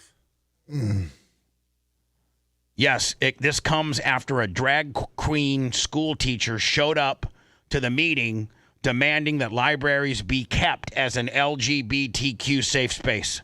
So when you say drag queen, that means it's a man that's dressing as a girl. Yes, right. And then puts on usually a drag queen means that's a man that's dressed up as a woman, heavy makeup, heels, maybe prosthetic boobs, probably duct tape in their penis, but they all usually do some type of Broadway or vaudeville or karaoke or some type of show. Right. Yeah, and a lot of times they'll emulate like a celebrity. They'll try to be Barbra Streisand, or they'll try to be Mariah Carey, or they'll They try had to a be. place like that in Ybor, right? Oh yeah, I think they still do. In Clearwater, Hamburger Mary's. Hamburger Mary's. Yeah. All right. Here's the school teacher that is a drag queen. Ew. Hello. Hi. I'm Morgana. I am a drag queen. I am an activist. I am a substitute teacher. Oh my God. Oh, substitute teacher. That's what I have a problem with. I am part of County District Number 1, and I am here to advocate that libraries are safe spaces. Are part of our queer youth are 30 to 40% in the Central Valley. They need this month, Mental Health Awareness Month. It's very important. Yeah, and you know what? And Mental Health Awareness Month has nothing to do with encompassing only LGBTQ. No, mental health is for everybody. Now, maybe those people that the 30 or 40% of the youth that you identify need more mental health. But it doesn't mean that the library needs to be the place that we get our mental health, diagnosis and or treatment either. So I'm really glad that we talked about this today, because mental health issues are extremely important for our LGBTQ community. No kidding. And that's why libraries are safe spaces. They are more than just to go for books. They are for warmth. They are for our unhoused youth. They are for all people. They're not a homeless shelter. No, they're not. They are for warmth and they are for niceness, but not. And the smell of books, not your perfume. Patty. So please remember. And the smell of books, not your perfume. ... Fatty.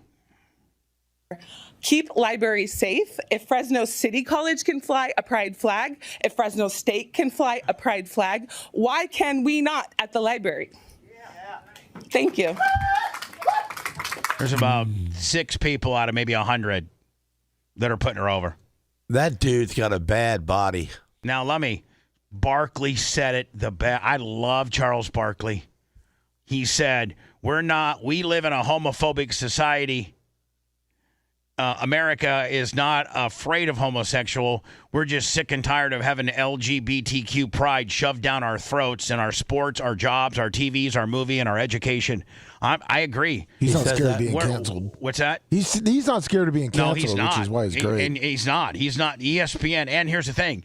ESPN can't cancel him. No. And because realistically, he's speaking to what the average. Okay, so if you look at what probably, the average demographic for this particular show, which is an absolute legendary show, it came over from TNT, did it not? Yes, it did. And ESPN bought the rights.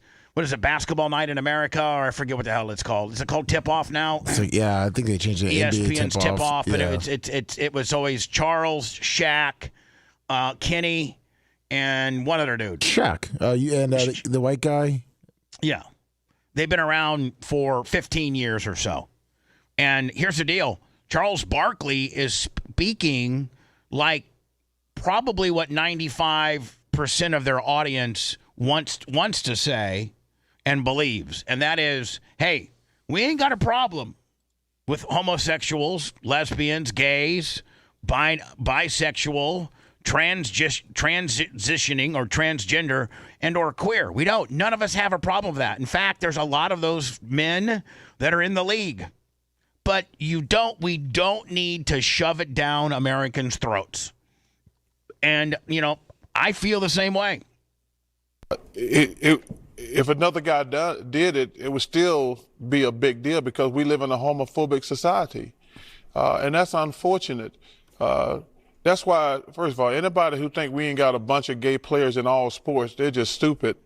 But there is such animosity toward the gay community, and that's what's really unfortunate. But anybody think him, and I know a couple other soccer players that came out, if you think there are not more gay players in the NFL, Major League Baseball, and the NBA, you're just stupid. And he's right.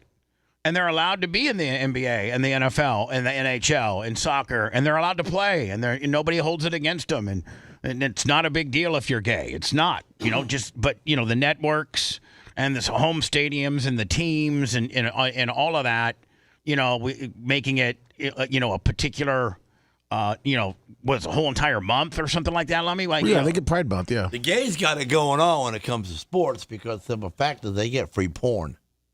What do you mean? Well, they get to go into the showers, see everybody. We don't get to go in the showers with the girls. You make an interesting point. But I don't think a gay guy that's in sports, I don't think a gay guy in sports. Don't look at the other guy? I don't think well, here's the deal. They know that other guy is not interested in them. They know he's heterosexual. Yeah, but he knows that, but he's interested in his unit. Look at it. You're not interested in some of them girls you watch porn on. But you look at them. I can't necessarily argue with you on that one. He's actually making a pretty good point. Yeah. I mean, when you make great points, I got to take a step back and say you're probably right. I mean, in your Gene Lasker type reasoning, you're probably right. When we return, prior to returning, Gavin Newsom, he now has bought. If you're a prisoner in California, you got a $200 iPad, and you can nope. I mean, prison's almost like a resort now. You get a $200 iPad, and your family can load up anything they want. Porn, Netflix, whatever. And the U.S. Supreme Court, remember the guy in Florida? This was on I-95, and he was an illegal immigrant, and he was driving a semi-freight. I believe from California. Was it? But yeah, he was from California. Yeah, but he was in Florida. Yep.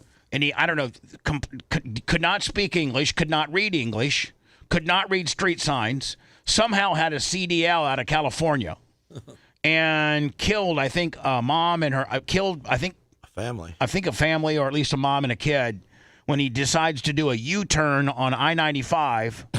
And he couldn't fit. And completely, wreaks havoc and a huge wreck, killing people. And it made its way all the way to the United States Supreme Court yesterday, and they came out with a new law unanimously to fight to freight brokers that can be held liable for negligently hiring unsafe trucking drivers. So before these freight companies start hiring these people that are illegal immigrants and don't speak our native language and may not really have a legitimate CDL, well, when that non-speaking, non-sign reading son of a bitch gets into a crash and kills a couple people, now it's on you as a freight company. Thank God. You're right. Thank God. What a great ruling. Well, see, because the freight company makes a lot of money off of these guys because these guys underbid the real guys. Right. Exactly. Yep. Half as much. Yeah. Or, an American, white, black, green, and different, an American to be a badass CDL in good standing truck driver might charge, double what Ahmed might charge. And so the freight companies are cutting corners and making money. Alton Drigger's $10. Let me, I'm going to go to words, but I'm going to play another video during Hot Mic. I think people will enjoy this a little bit more. I don't understand why African-American women have such a problem with fast food. Like, when they don't get their order right, when they don't get their order right, they flip out. Sometimes going behind the counter, getting into fights with people. Like, I don't understand it. Yesterday, I had a bad experience at McDonald's. I was in Ocala, and I had a bad experience at McDonald's, the one off of 326 right by my track. I had a bad experience. I ordered through the app, and then I go, well, I mean, you know, you go park in a spot. Yeah, and you enter what parking. I'm in number 3. I was in number 2. Yep. I did it all through the app. That way, I get my McDonald's points and things like that. And it gives me a message that says your order will be ready between 3 and 5 minutes. So I'll go, okay. And the drive-through isn't really that busy. So it should be quicker. 3 to 5 minutes. Yeah. 3 to 5 minutes. Long time. And I ordered, it was a chicken sandwich, ketchup and cheese only, medium fry, medium Coke. That's it. Pretty standard, right? Yeah. Nothing extravagant. By the way, that was $11.08. A chicken sandwich, medium fry, medium Coke, $11.08. Jeez. Jesus. So it says, okay, your order is now being processed. 3 to 5 minutes. Please wait 3 to 5 minutes. Thank you, McDonald's. GPO. 12 minutes. You waited that long? 12 minutes. No. So I would not do that. 12 minutes, and I'm like, do I go in and raise hell, or do I just sit here like an idiot? And I sat there like an idiot because I didn't want to go. I didn't want to go in and make a big fuss. I know. And so I just sat to listen. I not that I had all the time in the world, but I didn't really have. I wasn't really on a time frame. I actually stopped digging. That I was running my excavator. I stopped, and went over there and decided to go to McDonald's, get something to eat, then go back to the excavator. So I was just going back to the track. It wasn't like I was busting ass to get home or anything. But 12. They said 3 to 5, and it was 12. And I was like, God dang! But I didn't go in and act like this. A black woman attacks a white staff and faces hard consequences. Now, Lummy, the reason why I'm going to play this on Hot Mic is this bitch the dentist one. I think I just put it aside because I felt as if she was hot, and I didn't really appreciate her vocal fry. She's like, I'm a dead ass. I don't want to get a ticket. Yeah. Kind of like, on Progressive Insurance, Flo's sister. Yep. But when she goes and sees her sister, she's like, oh my God. And I love that vocal fry. So I know this has got a bunch of F's in it and stuff, and I wanted to share it with you. We'll do that when Macho clears and then be back right after that.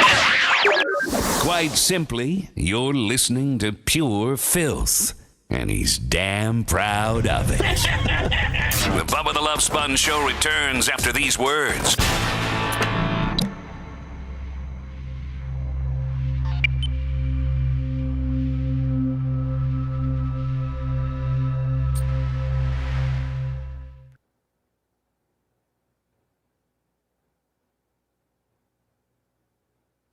Thank you, Big Red. You can't hold businesses accountable because they're not in the business to ship it. All right, here we go. Watch this, Gene. Do not touch my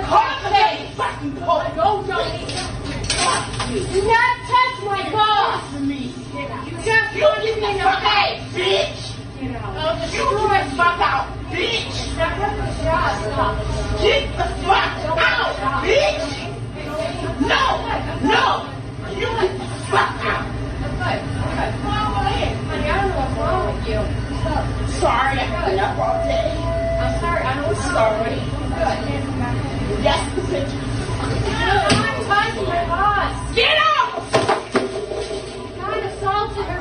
She can put you in jail. Go ahead. I don't do that. She's got you on Billy. You assaulted her and me. You hit me and her. I don't give a fuck. You could go to prison. Okay, then I'll go. Assault and battery. Then I'll go. Do not touch her again. I can go the fuck. Honey, don't touch my boss again. Whatever. What? Please. Down. What the fuck ever.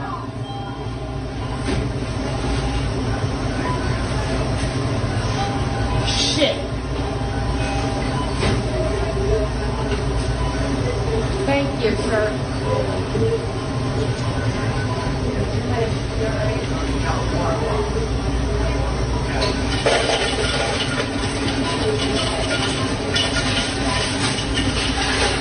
code for it, please.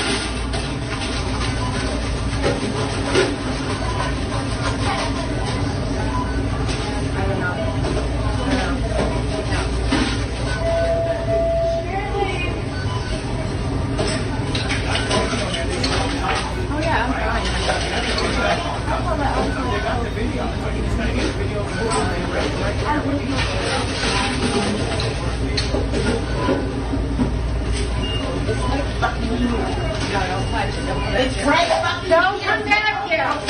Do not come. Do not get it. Don't fucking come back here. Do not come here like that. Wait, don't fucking answer. There you go. World star. World star. World star. World star. You gave me a motherfucking black eye. Get out of here. Gave me the good news, didn't she? Call the fucking cops. They're right here. Call them. Bitch. I'll go down. Call them. Everybody just go down. She's getting wobbly. You see her? Fucking bitch. Hey. Don't touch her. Do it again. Don't touch her. Put your back down. Oh, cops are there. I never had black eyes in my life. Oh. I never had black eyes in my life. My man, they can't get black eye.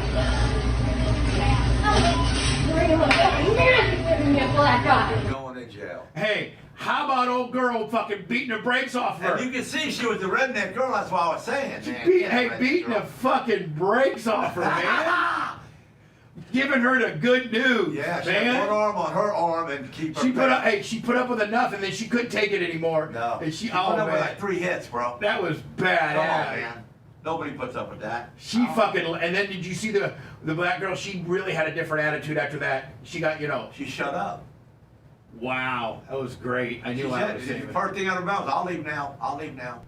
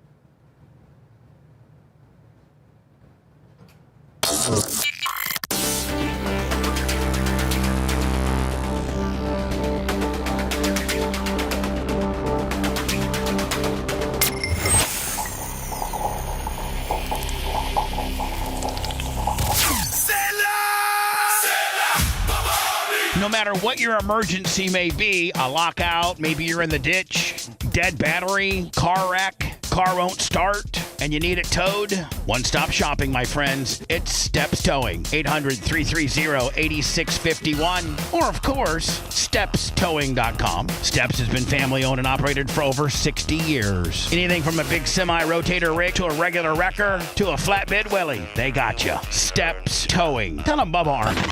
Bubba the Love Sponge. It is. I'm here for the sponge. Mate, it's all about mate. It's got to be Bubba. I laugh so hard. Bubba the Love Sponge. Ow! The Bubba the Love Sponge Show.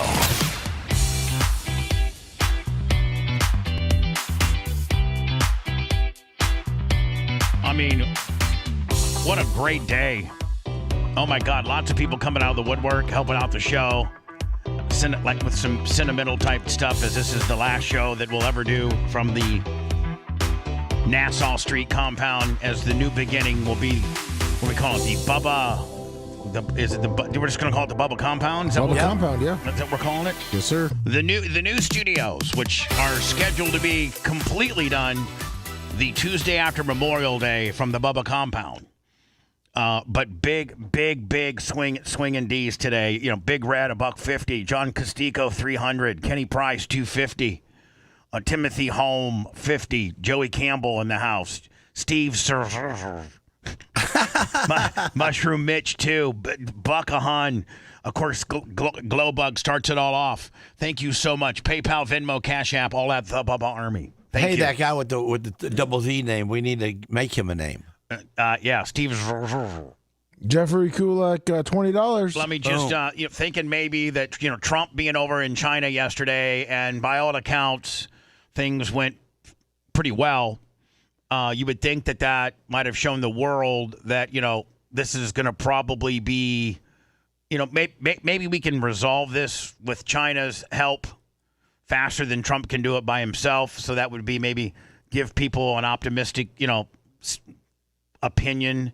Well, now gas is Brent crude oil up $2.50 to $109, 109.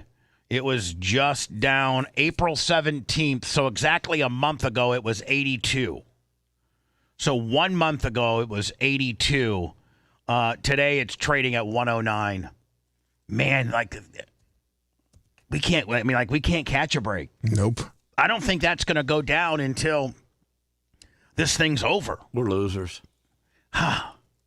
Anyway, Gavin Newsom's California spent $180 million of taxpayer money to give every prisoner a free iPad, which they can use to watch porn and chat with minors.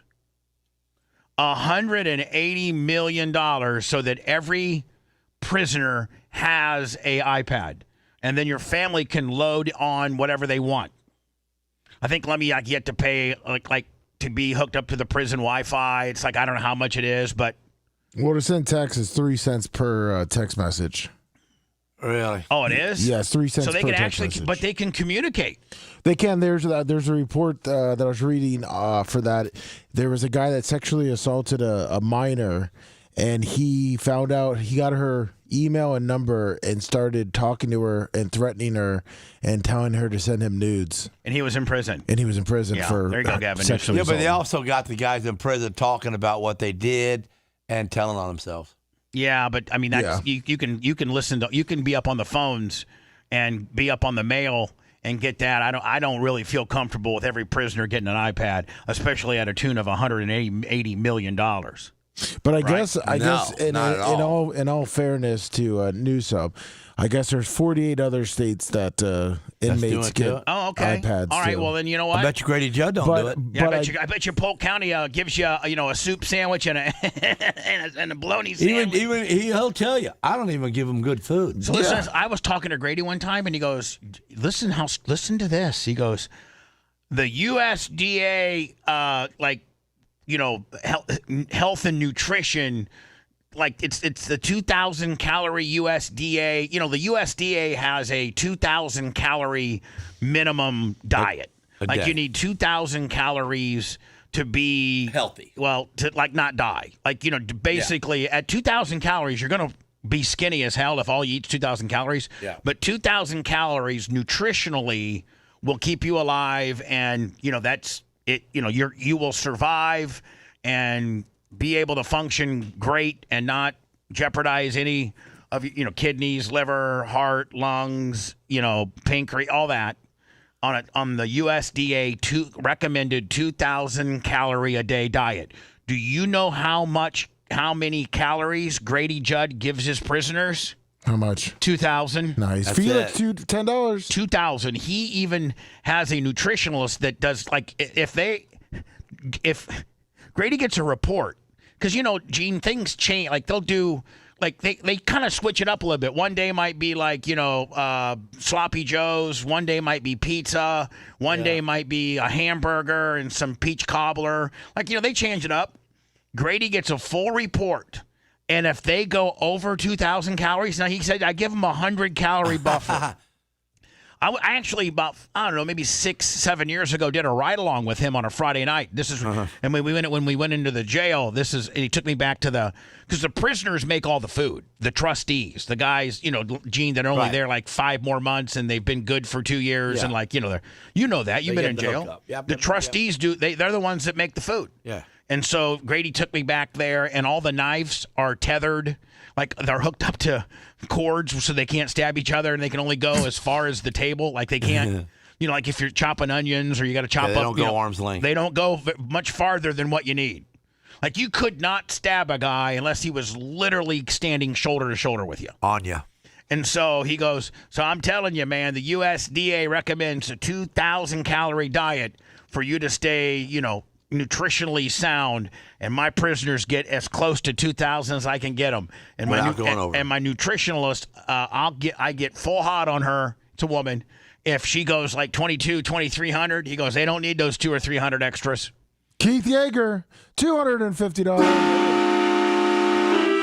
FJ Bar 10. Did you see that? Yeah, Felix. Yeah. So 2,000. I mean, some prisons probably have good food or decent food, and the warden doesn't really care if it's 2,500 or 3,000. Doesn't matter. And the thing about it, Gene, at Grady's, you better not skip a meal because you're not going to get. You're not going to get much later. Because all 3 meals don't amount to much, but they all amount, so if you take 2,000 and divide it by 3, what is that, about 675 calories a meal? Yeah. Yeah, you'd be skinny there. If you did 3 times 7, that'd be 2,100. So they have to be just under 700 calories. 700 calories ain't nothing. And so, Grady Judd's, each meal. So you better not miss breakfast. I'd pay $50 for 600 calories right now. But here's the deal, Gene. I'm sure that Grady has a commissary, and don't they but don't they, like a bag of chips is $2? Yeah. And like isn't everything just ice triple the $4? That's right, because you got to go in as part of an outlaw and take care of the outlaws that are incarcerated. The outlaws like you that are free have to. You guys each get assigned a certain amount of prisoners, and every Friday you got to go give them and they call it. I'm not trying to give some outlaw insider, but I just listen to Gene sometime talk to his boys, and it'll be Friday, and you have to go give them what they call their ice cream money. Yeah, because you only get ice cream on Fridays. So as an outlaw, you get assigned a certain amount of prisoners, 1, 2, and on Friday you got to put money on their books. Oh, we do it every month. We make sure they always got. So you just do it. You just do it a month. We just do it. Here's that Supreme Court ruling, Lummy, that now could potentially put freight companies at being liable. Oh, good. The Montgomery versus Careby Transport LLC. That's what the case. Supreme Court of the United States. That's what the case is. Oh, let me. So this is. Oh, yeah. They're 2 different ones. The top one is the one that the guy just smashed into him. Right. So these are 2 different episodes. Yep. So this is not that. Nope. They just have the same headdress. This is a different. Yeah. This is a whole nother footage. This is actually, I think, worse. I think that one's in California. Look at this. 2, 3, 4. Ooh, unbelievable. And then on fire, and then goes over and takes that car out. Knocks the whole front end off. Yeah, look at that. 1 dead, 2. Look at the rear bumper flew out between them forward. Yeah. So, Gene, you're not going to tell me that this person right here is not dead right here. This person in this white SUV. He died. I mean, this is a semi that's probably going 50, 60 miles an hour. Yeah. Here we go, right here. Dead. I think they ran. I think, Gene, they may have ran over. Yeah, where'd the car go? Here it is. Where'd the car go? Oh, yeah. Went right over it. That one gets pushed out of the way. That semi. Oh, that red truck. Oh, look at what was left of that white truck. I think they said that a lot of them, the people died when the car caught on fire in the second car. The car that caught on fire is the white one that's underneath them. Right there. See, it's getting away. And then Gene, look at this. This is some repair service. Yeah, changing a tire or fixing it. This is a diesel repair service. Yeah. That's got a day cab. It's got a diesel. It's got a semi day cab. Yeah. That's what they call day cabs when they don't have sleepers in them. Right. And guys just do a day route, like from here to Jacksonville and back. That would be a day route. And they just have cabs like that. So this day cab's broken, and then this guy goes and hits him. Bam, bam. 3 dead. Oh, yeah, let me hear it. 3 dead. Yeah. 3 died. And then the one on the bottom, if you watch the one on the bottom, this is where he decides to turn. I think there was a lady. There was a lady and an older kid and a little baby in the back seat. Of that white car. Yeah. Poor things. So anyway, they're going to now start holding these freight companies liable. So this is This is horrible. So this woman and her boyfriend, he must have, I don't know, he must be behind it, or he knows about it. But she was like a fetish chick, and people would hire her or get a hold of her on her OnlyFans account or things like that. Her name was Michelle Rylaristam, and she pled guilty to listen to this.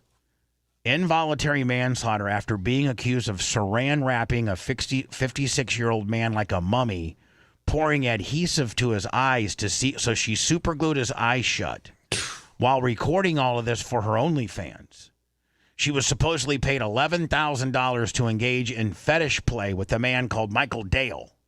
And what does that fetish mean? I mean, I want to be a mummy. I don't. So this guy this woman, this Michelle, a married mother of 3. She's got 3 kids and she's married. Filmed the content for 4 hours as this Michael Dale guy suffocated. She allegedly wrapped him up like a mummy, glued women's boots on him, and poured glue into his eyes to seal them shut. When police arrived at the scene, Dale was found with a bag over his head. According to reports, Michelle's husband was aware of her activities and even helped her run the business. She pled guilty to involuntary manslaughter. She'll likely be sentenced to 4 years. 4 years. You know why, Lummy? Because it's California. Of course. 4 years for. But I mean, the guy wanted it. How do you know? How do we know? What do you mean? How do you know? He stepped up in there and let him start rapping. I mean, you don't. After the 3rd wrap around your ankles, you just bust her in the face if you really don't want to be there. Duct tape over his mouth, face, and head. A girl, I mean, come on. Now here is, I guess this is, I mean, she's kind of He wanted it. I'll call him not guilty. This is her and her husband. That's her booking photo right there. I just can't see how in a fetish type play you kill somebody and you only get 4 years. Even if, so you're saying, Gene, she only gets 4? He wanted it. He didn't want to die. Well, you know what? Then don't play the game. Well, you might be right. It would be interesting. So I think I saw a report, where he was begging for her to stop. Is that what you're going to say? Well, no, I just said they looking through all the different stuff. They never see the request of the bag over his head to. That's what killed him. Yeah. So, Gene, I guess in the back and forth of him hiring her, maybe he wants to do a saran wrap Willie or whatever, but he never wanted the bag over his head, which inevitably is what killed him. So, I guess, and who would want your eyes Stupid super things glued? happen to stupid people. Yeah, I mean, if you're rolling around in that world and you're rich enough and stupid enough to pay, bag might fall on your head. To pay $11,000 for you to. He paid $11,000 for saran wrap. What you said is that, so the roommate heard that the guy heard her ask to stop and even offered to pay her more money to stop. Yeah, I saw that report too, and I didn't quite find it, but she got into it so hot and heavy. She was getting off on it. So the guy Michael Dale, Gene, he actually was saying stop after it was going too far, and actually now he paid her $11,000 to do what she was doing. He said stop, and then he offered her more money to stop, and she like you said, she was just in the moment. Yeah, couldn't help herself. That's right. And killed him. But 4 years ain't nothing. 4 years ain't nothing. I think that's a deservable fix for that. Oh, I don't. I think 20. Let's say that we're all judges, and this comes in before us. And Gene, here's the deal. There's no he said, she said, because she taped it. So all you have to do is watch the tape to watch what happened. Okay. So you watch what happened. You see things are going good. And then you start seeing him, she starts escalating it, gluing his eyes shut, saran wrapping him probably a little bit more than he wanted to. And by the way, you see him agree to it. He walks in, gives her the $11,000. They probably discuss a little bit what they're doing. She starts doing it. He starts getting freaked out. He says, please stop. Please stop. She won't. I'm just throwing you all the. Hold on, Gene. I'm throwing you all the intangibles for you to give me Judge Gene, Judge Lummy, Judge Macho, and Judge Clem's decision. So there gets to be a point where he gets freaked out and says, stop. She won't stop. She keeps on. Then finally he says, stop. I'll pay you more money. She doesn't stop. He dies. That's all of the details you need to know. The only other caveat would be that her husband was aware of what she was doing and helped her, line this sort of thing up. So Judge Jean, now you know all the details, and that's the details that are on tape. That's not he said, she said stuff. You watched that. You watched all this unfold on tape. Judge Jean, what do you do? What do you give her? So me, Judge Jean, I'm the only guy that's going to give. You're Judge Jean. Right. Whatever so you I got no jury or nothing. Nope. This is just Judge Jean. Okay, so I am going to go by the facts here, and I see that the gentleman didn't want any more, but I haven't even seen a safe word. So without a safe word, him saying no means yes. Well, $50. Hold on. Wolf fencing, my friend. Woo! Thick, rugged, love him. We'll see you at the Fort Walton Beach Big Gus Emerald Coast Harley ride on the, I think, 24th and 5th and 6th or something like that. Up in Fort Walton. In Fort Walton Beach with Justin Nunley and Florida Man Radio and, of course, Emerald Coast Harley, Big Gus's Tractors. Go to Emerald Coast Harley to sign up and be part of the ride. Austin's going to ride with us. So, Judge Jean, you know it all. You got all the data. So what I'm saying to you people out there is, listen. Maybe he was saying he wanted this as much as she did, evidently, and she got off on it better than him during the middle of it because she wouldn't stop when he said stop. So you're saying she was like as much sexually enamored as he was. Yes. And she got kind of maybe in over and she her wanted head. She wanted to be able to get one at the end too. So she went and put the bag over his head. And I get it. For her to get hers. For her to get hers. Right. So, and I get it. So I'm going to say, he walked into this situation knowing that it could go south. Because when you're saran wrapped up and you can't get away, you're all about what she's going to do to you now. All right, Judge Jean. And you know that. We got your ruling. I say, the little bit of guiltiness on her part, give the court the $11,000 and go home. Probation? Yeah. Or completely innocent? Yeah. I wanted the $11,000 that she got. All right, so you're going to fine her. You're going to fine her. The court, Judge Jean finds that you owe the court $11,000 in restitution. Yeah. And you're free to go. There you go. No probation? I don't know. Yeah, Maybe, Jean says no. No. Judge Lummy. I've been in those kind of torture things here. Oh, working. you've been a bag over your head. No, that's the thing. But I've been in a torture rack that you built with a safe word. I've seen a bear doing you earlier. Listen, you signed up for that. What if it bit your head off? Well, then I'm in trouble. Listen, all I know is that she's guilty. I remember how much pain I was in. Couldn't remember the safe word to get out.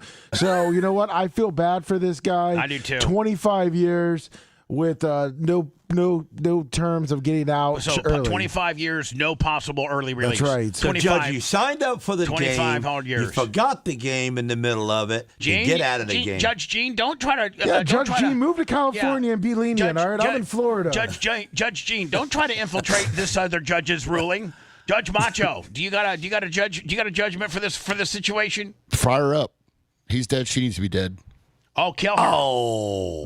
Judge Macho. He's straight out of Wisconsin. Shouldn't even be here. Judge Macho says death. Death. I'm with Lummy. 25 years, no chance for early parole.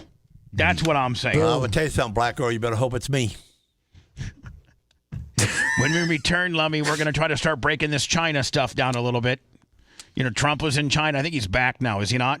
No, I think he doesn't get back till tomorrow if he's not taking little detours. Oh, my God. LM Clothes, Lummy, too. Big, large. Benjamin Flaker's running wild. Too large. Man, you guys are so kind. I will tell you, I've kind of just not really thought about it, but I think maybe the last break I might get emotional. I might. I mean, this is. If you tell us now, then it's on purpose.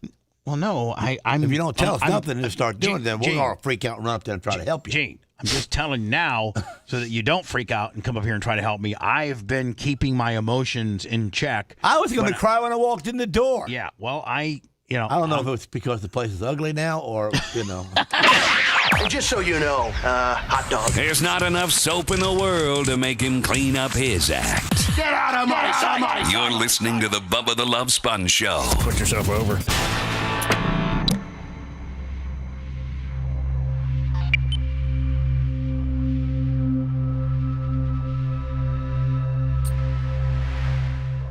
such a thing as saran wrap in me. Well, yeah, you're not in that weird shit. That's way. That's why. I mean, how about you glue your eyeball shut? And pay $11,000. How do you even go home from that? He was at home because they said his roommate's the one that hurt him. First off, you pay $11,000, you have a roommate. I don't. Well, that's probably why he has a roommate. Yeah, because he wastes his money on TikTok. No, OnlyFans. Getting glued eyeballs. Oh.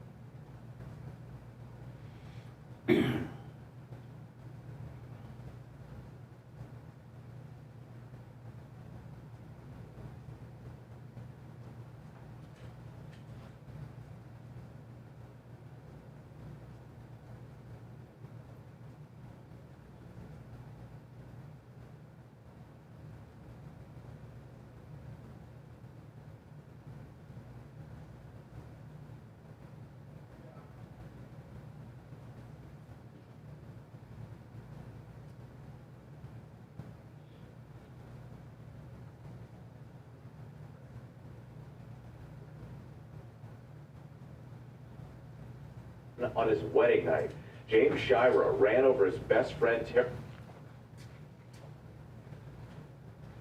the former lawyer convicted of murder. Can I show you something? Huh? Can I show you something? Yeah. So Ashley is my granddaughter. And What's her, that? And her dad, Danny, is, Sarah's boy. So when Ashley comes to my house, she's got this badass Jeep that's remote control with a 12-volt battery. It goes really quick. How old's Ashley? 5. Oh, okay. 4 or 5. And Remote control, you guys drive it? no, it's where she drives it. Right. We've got 12-volt battery in it. It really gets busy. Right. You can roll over in it. It's got a roll bar. So she throws the plunger because he's a plumber. So she goes into the house and finds this plunger. So she wants to act like she's a work truck? Yeah, she said, I gotta go on a call.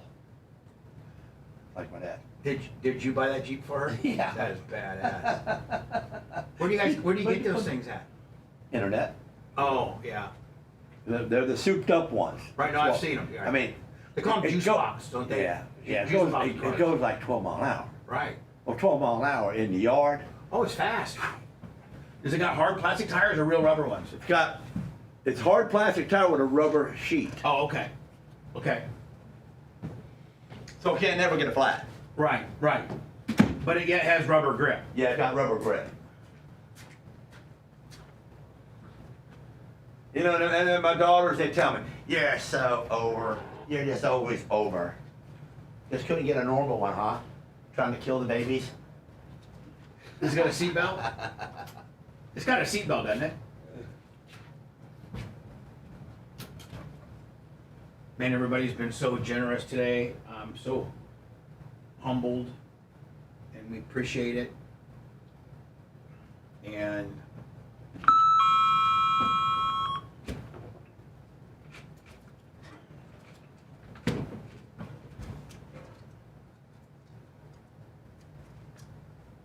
oh, 7-Eleven has their own string cheese now.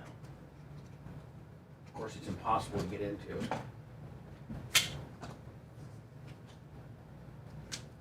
Not when I got my Bubba Army at Niz.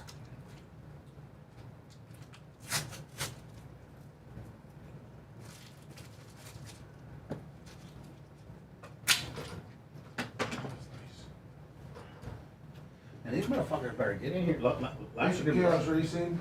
Huh? Oh, Chaos Racing just dropped us off a package for the... Who? Chaos Racing. Yeah? He dropped us off an automatic water.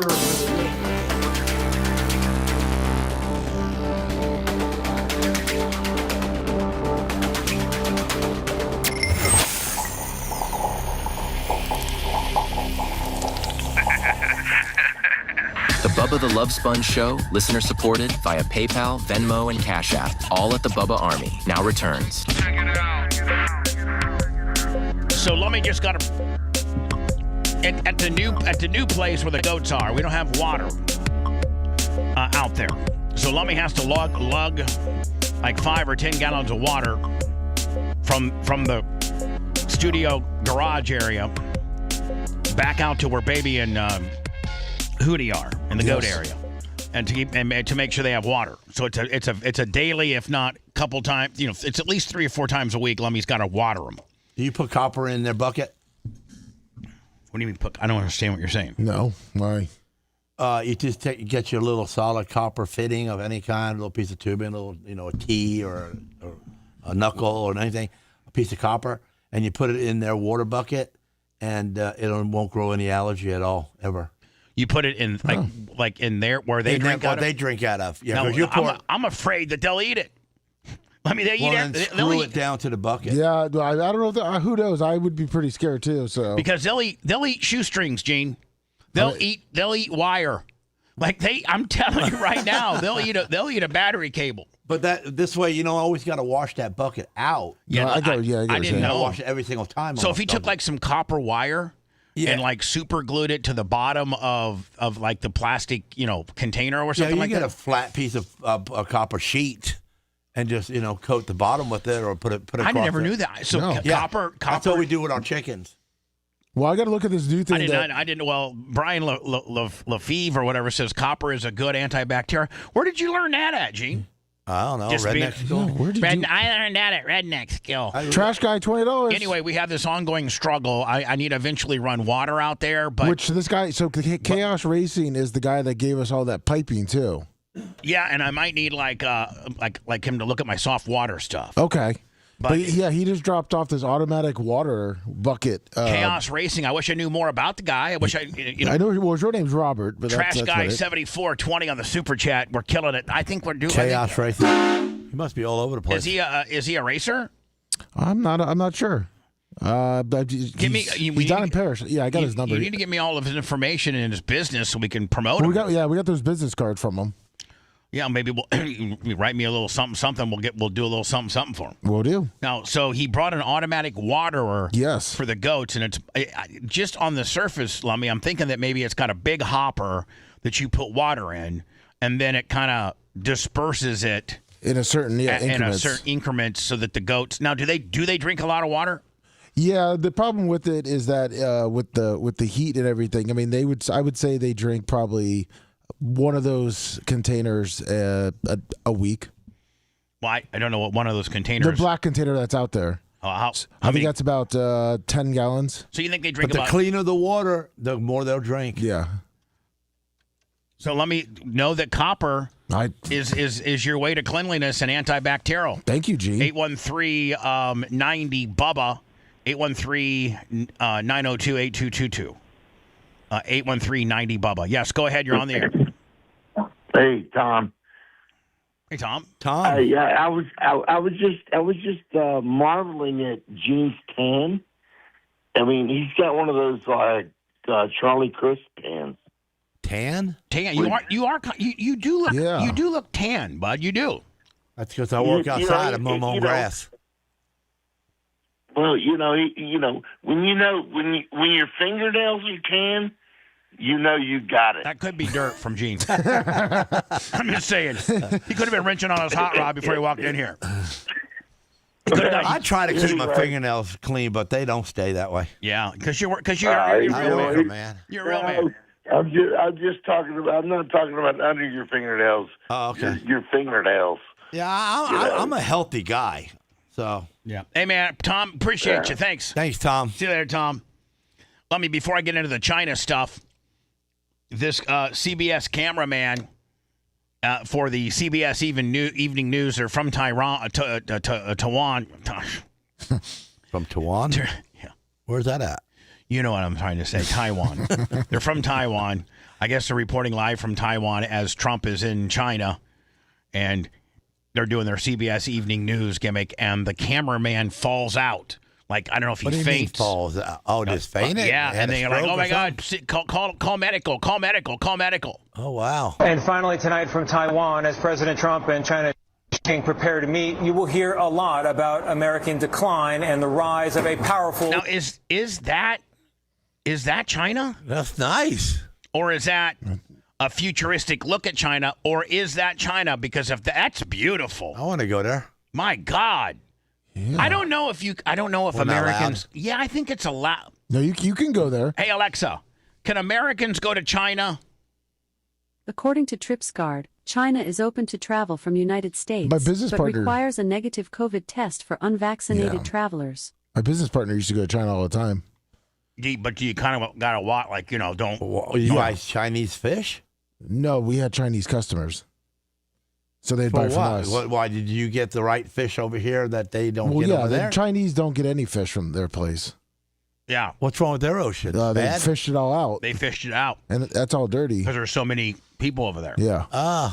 We only have like... What is it? The big tunas. They pay a lot for that for the sushi. We got like 330 million people in our country, and they got like 4 billion. And that is China, yeah. And that is China? Oh, my God. Look how beautiful it is. And they got big-time surveillance. Oh, I heard that you can't walk anywhere in China without being seen. Yeah. New China. The Chinese certainly... Wow, look at that. Looks like New York City. Lasker, we wouldn't even know what to do there. Here, I know what we would do. I wouldn't shoplift. I tell you what, and you know what? I'd put some effing duct tape on your mouth so we didn't get put in a Chinese prison for you saying something stupid. Yep. Hey, Chicky, me love you a long time. Exactly. And next thing you know, we're shackled. Because he said, me love you long time to some Chinese diplomat. Oh, me love you long time. And like, oh, and you don't understand. Hey, did you get your hands cut off there for stealing? You don't understand. They don't play. I know they don't. I mean, I'm talking about Taiwan. I'm sorry, I'm talking about China. Like, they do not play. Do they have Sharia law? No. That's Islam. Oh, yeah. You want to hear this, Gene? Do you know the religion of China? China. They believe their religion is their country. Oh, I thought it was the Buddha. No, they believe like they worship the country. So that's their country is their God. You can't believe in God. You can't believe in Buddha. You can't believe in Muhammad. You can't you can't be Jewish. You can't be. You got to be. You worship the Chinese government. Is he okay? Oh, hold on here. Is he okay? This guy falls out here. New China. The Chinese certainly... Is he okay? God, look at all those containers. You got to remember, everything's full of money in there. They import a lot of stuff. We're going to take a quick break. We have a medical emergency here. Hey, look at that train, man. Look how much more advanced they are than By the way, I sent you a quick little video on their surveillance cameras. Look at how cleaner everything is. Everything's so advanced. We're calling a doctor. Call a doctor, please. Boy, that fast food right there don't mess around. They give it to you while you're on the walk. Yeah. So we didn't even really pay attention to the cameraman falling out. We were more enamored with the Chinese. I don't think I showed you with the sights of China. Now, what's this? This is pretty much how all the cities are. All the cameras. Literally cameras. Big Brother is watching.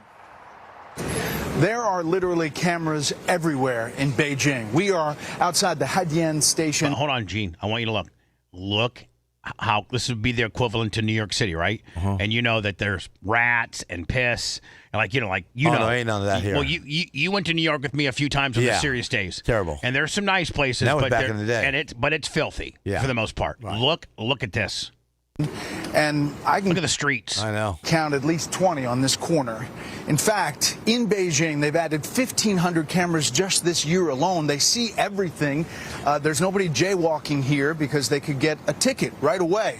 In fact, our driver parked illegally for 2 minutes. I'm telling you right now, Gene, even the handlebars. Yeah. If you look at the bikes, the same way. If you look at the bikes here, even the handlebars are all uniformly And that's the people that renting them. They park it and put it back the right way. Uniformly turn it to the left. That's because they don't have black people then. They can probably get a ticket if they don't. Our driver parked illegally for 2 minutes, and he got a message on his phone that he got a ticket for about $40 US because they saw it on the camera. Now, there are real questions what the CCP's goal is about. Look at this. There's not even a speck. I want you right here. Look, there's not even a leaf or nothing. There's nothing. It's perfect. Citizen tracking and social scoring. They say it's to make everybody feel safe. These cameras are watching every minute. They're everywhere. And while they're watching us here in China, we hope you continue to watch. Special report from Beijing. I kind of think we need that. I sent you just one more video on China. He goes into I think a convenience store or a restaurant that's just run by a robot. In China? Yes. That's a convenience store. What is that? Chinese order to a very special. Oh, yeah, okay, here we go. So this is in China as well? Yep. Oh, Gene, you don't understand how technologically advanced they are. Like, oh my God, like they are 20 years ahead of us on technology. But first, we give our food order to a very special worker. This is the Family Mart convenience store in Beijing. Look how clean. Now, go to a 7-Eleven in Manhattan. I'm sorry, go to a 7-Eleven in the Bronx or Staten Island. Just go to 7-Eleven down the street. Or just, you know what, just go to Gino's 7-Eleven. Yeah. And exactly. And the concrete's all stained with gum and oil and, because people, it's just not as clean as this. Inside is a Galbot robot, the dominance of AI. Beijing is trying to lead the way in AI and also in humanoid robots. Let's go inside. This is the first of its kind for this kind of interaction. So this would be like you going into 7-Eleven Run around every day the back of that counter and see what happens to you. And get yoked up by Robbie Robot, right? And thrown like a football. I want to order something. Hello, can I get a sausage, please? Okay. 烤肠, 8.8 yuan. This is the first of its kind, moving a little slow, but Galbot is actually in 50 different pharmacies, warehouses, handling 300,000 orders around the country. This is the first of its kind here. Look at him he's picking up the sausage. Yeah. And they say there are going to be many different iterations. The question is, it's the same thing that the U.S. is dealing with. To me, it seems like it would be slower than... Yeah, but it's cheaper. Yeah, you know what? This guy didn't call in sick. That's right. This guy didn't take a break. No. This guy doesn't go to the bathroom. This guy didn't have a smoke break. You could have 24/7. This guy isn't on his phone. You don't hit on your wife on the counter. This guy didn't have any drama. Matt Hoxie, 25. Oh, thank you, Matt Hoxie. How you doing, buddy? This guy's not calling in sick. This guy's not late. This guy is, everything, doesn't have the flu. This guy didn't have car trouble getting in. Nothing. I'm just thinking of every possible scenario that people, that workers that work for you can come up with. Steal from you. Well, this guy's not going to steal from you. Place human workers. Youth unemployment is increasing here, so there's a real big back and forth about how far this goes. But clearly, China wants to lead the way in this interaction. Thank you so much. Special report continues after this. Lasker would get on that microphone and start screwing it. Yeah. Hey, Robbie Robot, I want a sausage. And he get halfway. No, can't do that sausage. And then I think I want mustard only. No, make that ketchup. Mustard only with some onions. Oh, no. I mean ketchup with cheese. He wouldn't understand my voice. Yeah. There's American and then there's Lasker. It's way different. You don't understand. Hello, you're on the air. Go ahead. 813-90-BUBBA. Go ahead. Hey, Bubba, they do allow Mormon temples in China. They have one in Shanghai and one in Hong Kong. All right, so you can be Mormon. No. What's a Mormon? Is that the Pennsylvania people? No, that's the Amish. Or the Quakers. The Utah people. The Mormons are the ones that have they wrap their head in a towel? No. Mormons don't wrap their head in a towel. Like Salt Lake City and Brigham Young University and all that. They're the ones that believe in having like 5 wives, 6 wives. And they're in America? Yeah. Why are they're we big. joining? What do you mean? Why are we multiple wives? I mean, how many wives do you want? If I could give me 5 Sarahs, I'd be way ahead. Lakeland here's the Hoosier, thing. $50. Thank you, man. Thank you, Lakeland Hoosier. Gringo Tucker, 25. Thank you. Big day today, man. Huge. PayPal, Venmo, Cash App. And how much money that'd be worth then? Yeah, but Gene, you won't get Bubba 5 Army. Sarahs. At the Bubba Army and or Super Chat on YouTube. That'd be the no, problem. no, Gene. This is how a lot of the Mormon deals, how it works with multiple wives. There's a head wife, and she runs the show. She assigns what wives are going to be with you on what day, and she would be like, Sarah would be your head wife, and then the head wife runs the wife program. She's the boss. She's the boss of the wife program. She gave me 5 ugliest women in the world, so I wouldn't touch nobody but her. No. So the man runs the show, and so you select your wives. Sarah's going to have to kind of Sarah's not wired for this, Gene. No. So you got to find Sarah is not letting any bitch lay in your bed with you at night, period, as she should. But if we're make-believing here, and we're just strictly make-believing, no disrespect to Sarah. But if we're make-believing, Gene, you got to get Sarah on the program, and then you pick, 4, however many you want. And then you turn them over to Sarah, and then Sarah knows what Big Papa wants, and she schedules Betty on Mondays and Rhonda on Tuesdays and Lisa on Thursdays or Wednesdays, and Michelle on Thursdays, and then Sarah might have the entire week. She might take Friday, Saturday, Sunday. And then the other girls, when Sarah's with you, pretty hard to make that all work. Oh no, no, hold on. They make it work. No, Gene. There is a large amount of people that make this thing work for real. But you got to have the right personnel in order to make it work. Team players. Jeffrey Dunn, $10. So before I start the progress, God, man, what a huge day today. PayPal, Venmo, Cash App, at the Bubba Army, Super Chats as we celebrate and actually mourn and walk away from where we've been doing content radio, syndicated radio, podcasting, and where I lived. I lived here for 5 years too. I actually lived here for 5 years. And my new place, I feel so liberated. Let me, because I have to worry about rats. Oh God. I mean, you know what? My mom has been on me for quite a while because of that Nona virus or whatever, which is spread by rats and rat poop. You can't keep rats out of a warehouse building in Tampa, Florida. You can't. Gene, do you ever? Well, you probably don't have a rat problem because what I do is I catch cats. Well, not only that, no. I turn them loose at my shop. Well, not only that, but I don't think rats like powder coat. Oh, they like anything. Oh, really? Yeah, They've ate a lot of stuff up in my shop too. So you just have like wild cats? Yeah, I catch wild cats, because I don't want my dogs to eat them, so I save them and I bring them to the shop. How do you catch a wild cat? They'll tear you up. Get a trap.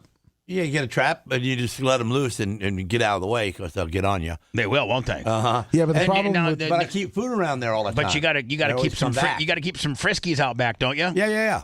But the problem was for a little bit in Drew Park, and I'm not sure if they got it, but I know when I had my fish thing down there, the homeless guys were killing the cats and eating them. What? I'll kill the a homeless wildcats. guy. I see him kill a cat. Hey, homeless dude. Yeah. No way. Did you kill my 2 kitties? Yeah, man, I ate it. All right, well, okay, I'm gonna shoot you in the face. And when the cops come, I'm gonna say, seriously, say, hey, you know what? This guy killed my kitties. That's right. And so, I had to blow his face off, like I did that one guy who was raping my sister. I ain't lying. Gene, you know where they would sit? They'd sit, where that big lake is, that pond? Yeah. With the kind of the wooded areas, they'd go back in there and start the fires and now. Yeah. Before we get into what really happened in China, how did Trump do? Is China going to help? I think we need their help because here I'm getting reports, and there was a bunch of them. I only picked one. Because I can find 50 of these. Trump's remarkable military failure shows the abject fiasco of his Iranian war. Sources tell The Independent that at least 60% of Iran's missiles have survived the Israeli-U.S. attacks, while the nuclear facilities remain largely undamaged.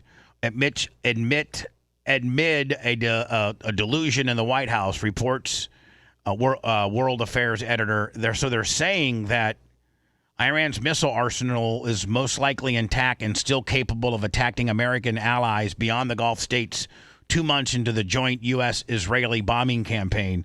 The White House has reportedly claimed and repeatedly claim that the Iran's military capacity has been decimated, wiped out. But NATO sources, now that's kind of an independent person that keeps score, said that's not true. What anybody is saying in public, we estimate that the Iranians have at least 60% of their initial missile capabilities. How else can you explain, for example, how they can continue to attack Gulf nations with missiles and drones? John from Naples, $28. Thank you, John. This is the latest blow to America, to American claims to have somehow won a war that has achieved none of its stated aims and shown the limits of the U.S. power at a time when Donald Trump is heading to China, hoping to be perceived as first among equals. Everybody knows that Trump and Hegseth are talking nonsense when they make claims that they've destroyed the Iranian military. The missiles are largely intact, and the top people who were negotiating with the U.S. before the U.S. Israeli attacks are now dead. So hardliners are in charge. Meanwhile, there has been no surprise uprising because the Islamic IRGC is intact and used rifles to oppress their people, not missiles. So, Lummy, they're saying here that we're not getting correct data from our president or from maybe the media, and that Iran still has 60% of its missile capabilities with the ability to be able to strike U.S. allies. Trump ain't going to allow that. Well, us lying like that, no. Yeah, I mean, I'm surprised because obviously with what we have out there, they haven't shot any missiles at us. They ain't shot any. I don't understand. They sent boats. Where if we are as strong as we say we are, why we're just out there floating around and not having daily airstrikes. And you don't have to do a lot, but you got to keep your boot on their neck. And today we blow up 2, tomorrow we blow up 3. Sunday, we blow up 4. Monday, we blow up 5. Tuesday, we blow up 6. Thursday, they sign a peace treaty. Wednesday, they sign a peace treaty. Right, Gene? Yeah. Be like, hey. It's simple. We blew up 2 Bombs don't last forever on the shelf either, so we might as well use them up. Listen, guys, we blew up 2 of your power plants Friday. We blew up 3 of your power plants on Saturday. By the way, $20. How about that? Gene Lasker, Super Chat. Hey, Snook Slayer, the outlaws are in China. For real? Oh, yes, sir. And every country around China, we're in every one of them. Really? Yes, sir. Now, do they have the same logo and the same everything? Pretty much, yep. It's got Chinese lettering, but not where it says outlaw or Charlie. Not the 2 pistons with the skull? Yeah, that's real. Hold on. Lummy, when we go to China, we need to go to the outlaw clubhouse and say we know Gator. Exactly. But hold on. So you're saying if some Chinese outlaws guys flew here, that you guys would be riding around with them? He wouldn't have to buy nothing. You'd have to take care of him. I'd love to see Gene with a Chinese guy. What about? No, you got a patch on. He's my brother. I like to see. I don't want to see a Chinese guy here. I want to see Gene go to China. Oh yeah, and go to that outlaw facility. That's what I want to see. Really? So you got what do you call the chapter and just find out where the address is? Yeah. The state manager, you can find out from him, the country manager, who the boss is. Probably okay to come in. Outlaws probably not in Russia. Oh, yes, we are. No. Yes, we are. Hey, Alexa. And we're in Australia, too. Are the outlaw bike motorcycle club? I don't have an answer for that. Hey, Alexa, is the Outlaw Motorcycle Club in Russia? I don't have an answer for that. Well, it looks like Gene is correct. I damn right I'm correct. I mean, he probably knows. I almost went there. They're called also the Knife Wolves or the Outlaw Biker Gang. Yep. In Russia. Yeah. Imagine how badass those dudes are. Yeah, that's what I'm saying. For real. Imagine how badass they are, a Russian outlaw. My Lord, Gene, I'd be traveling all over the world if you got brotherhood. There's some outlaws that do it. They're lucky enough to not have to work and got a lot of money in the bank. Oh my God, they get to do that. Oh my God. Wow. That Call is a gypsy cool. tour. Go everywhere.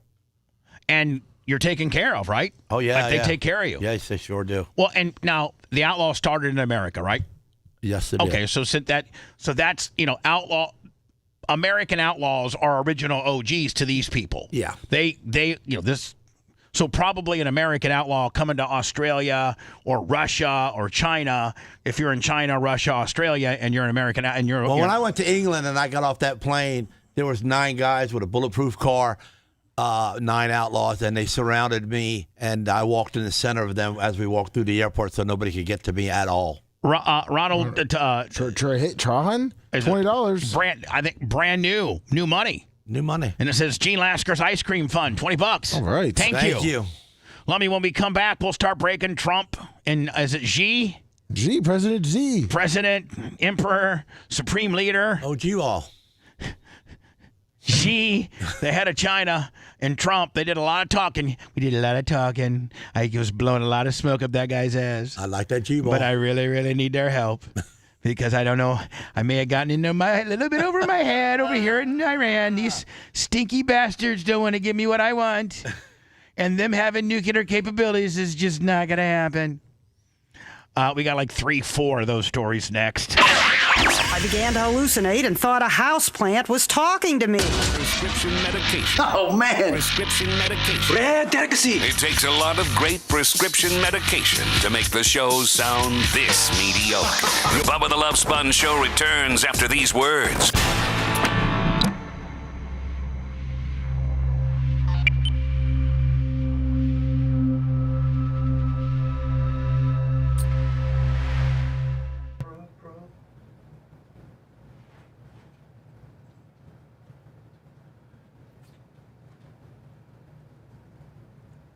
Boy, Trump's got it hard, don't he, man, right now? He needs to pull the fucking nose up, bro. Well, you said that months ago, bro. He ain't done shit. I know, and He's not letting anybody be accountable for anything. No, and here's the bottom line: they're done being afraid of us, because all we do is talk. Yeah.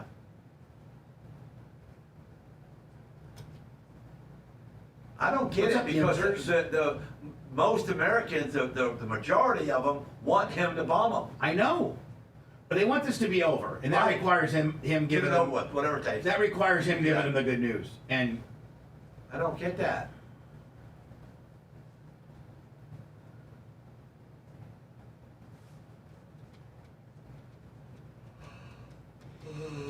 Where does the Macho Man live at? I think Macho Man lives in Plant City. Oh, so that's a straight shot over, about the same distance. Yeah, he said it's about the same distance. Because he can come through the back way right over. That's right. 301. Yep.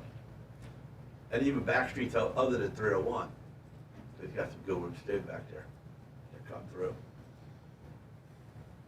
I don't know the names of them, but it goes through that little country town with that little town there. It's got the library and it's got... So you go down 301, then you make a right off of 301, and you go to the road, you go right, then you make a left, and it's that back road that goes all the way to Plant City. And there's you go through an intersection, Smaller town, and an antique shop. There. What is it? Is it? That's a good cut through. That's the most expensive house for sale. My name is Gene Lasker. I'm Really? getting ready to go to the Outlaws in China. On Lake Donasasa. And you cut through there, man, and you whip up there, and then you get over there by that Plant City that main stretch. Man, you guys, thank you so much. Today's like fucking a Bubba 199 with the money. What the fuck, man? Thank you. Thank you, everyone. Huge. Thank you so much. And super chats have been fucking huge today Blue Corduroy, 69 months. Thank you, guys.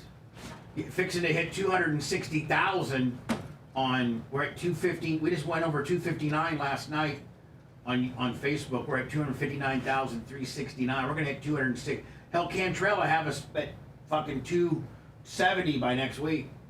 Well, next week's gonna probably be slow, right? Yeah, it's gonna be definitely a little slower. There's some good shit coming out. The Linda Hogan Facebook thing is at 550. I told you, remember I said Facebook's about a day behind usually? And then How did the Linda Hogan? Is her Facebook real with her? How'd the Linda Hogan do on YouTube? It's at like 20,000. Nice. Fish on the J. I'm gonna come back with him. X is 740. Wow.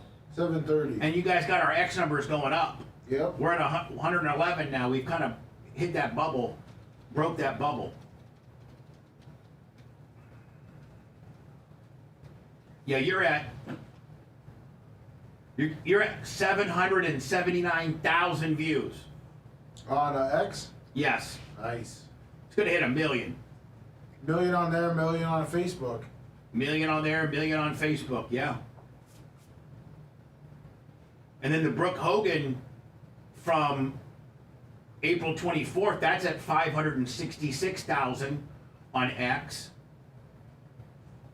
Linda Hogan's at going to be 800,000. John Morgan's at 25,000.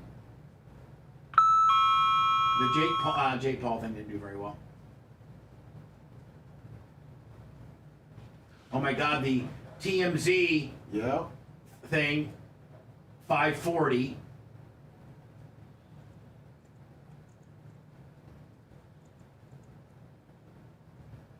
The JP Peterson, 45,000.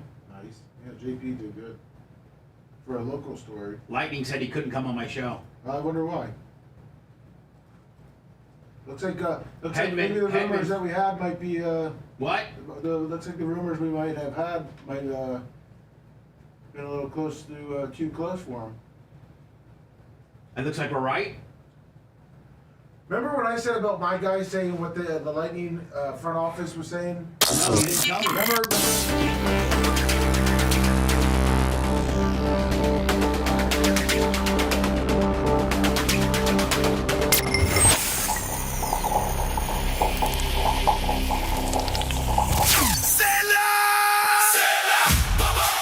Hey, it's Bubba the Love Sponge. If you're looking for a Volkswagen or any quality used vehicle, it's Volkswagen of Wesley Chapel. You can get financing as low as 0% APR on new VWs and as low as 1.9 APR on certified pre-owned. Over 200 new VWs in stock. Over 200 used vehicles in stock. You're looking for a specific car or truck or something they don't have? They'll find it for you. Mention Bubba Army, get an additional $1,000 off new or used. No questions asked. Ask for my boy Rolo. For more information, go to VWofWC.com. Volkswagen of Wesley Chapel. He doesn't care about opinion polls and research studies. Oh, I feel safer already. He's more concerned about getting a hot porn star for a mix-in with his wife. Okay, good, because I want to have sex. You're listening to the Bubba the Love Sponge Show.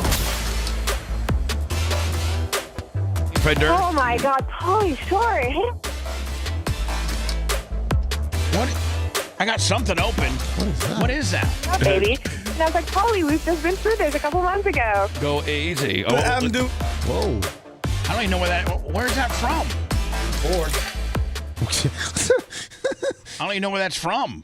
Is it something playing in the back end on in the back end? Isabel, let me ask you. You playing in the back end? Okay, I got it. That Isabel St. James that I got all racked up. Rack City, 10, 10, 10, 20s, and a 50. That's dirty. 10, 10, 10, 20s, and a 50. There was a story here where this girl was talking about, this was one of Hugh's main chicks, the Holly Mattis, I don't know. The girlfriend, yeah. Well, we interviewed a girl that was one of his girlfriends. Like, he has like 5 girlfriends. And this was what? Oh, my God, I don't know what year it was. 2009, 10? And so she wrote a book about all of the real shady stuff that happens in the Playboy Mansion. And I think this was before Hefner even died. It was. He's still alive. And so I went and got 1, 2, 3, 4 parts of this that are clean. And she lays out, man. She lays out exactly what this chick now that's, I guess, did this girl here write a book? Or did this woman voluntarily got into a sexual relationship with her 85-year-old employer so that she can get famous? Now she's retelling the story on a podcast like she was an Epstein trafficking victim. I think this was Hugh Hefner's main chick, and I think maybe that's Don't Call Her Daddy, or I don't know what podcast that she's on, but that's for a later day. I can't get down that rabbit hole right now. I got Tease. Oh my God, Lummy. I'm unbelievably humbled and appreciative of the Nassau studio send-off. Everything from Gooch to LM Clothes to Johnny Costica to, Fish on the J just came up with a hunt. Keith Yeager. To the Marshmallow Merchant. Keith Yeager. And now Tease at 300. Of course, all that's applicable to your BARP total as well. Thank you so much. Man, BARP's going to be unbelievable this year. It's a real facility. And it's cheaper, right? Yeah, it's instead of $2,400, it's $2,000. And Gene, you can include your merchandise that you buy. Oh, so, wow. like, you could never do that before. It was $2,400 straight dollars. Now it's $2,000, and you can include. So if you bought straight $2,000 worth of merch, you'd get all your stuff, and you get free BARP. Yeah, and the ring. And you wouldn't be giving away no money. Yeah, no, I mean, so that's the way to do it. That's the way to do it. Yeah. Or like if you gave like $1,000 and then you got everything else in merch. Right. Just know that your merch number now counts. Wow. My friend. Yeah. Who thought of that? And me. No, you didn't. Yeah, because we're going to be saving a little money at the studios, and I wanted to give that kickback back to the people to the people that help support us and make it easier to qualify for BARP. Wow. So.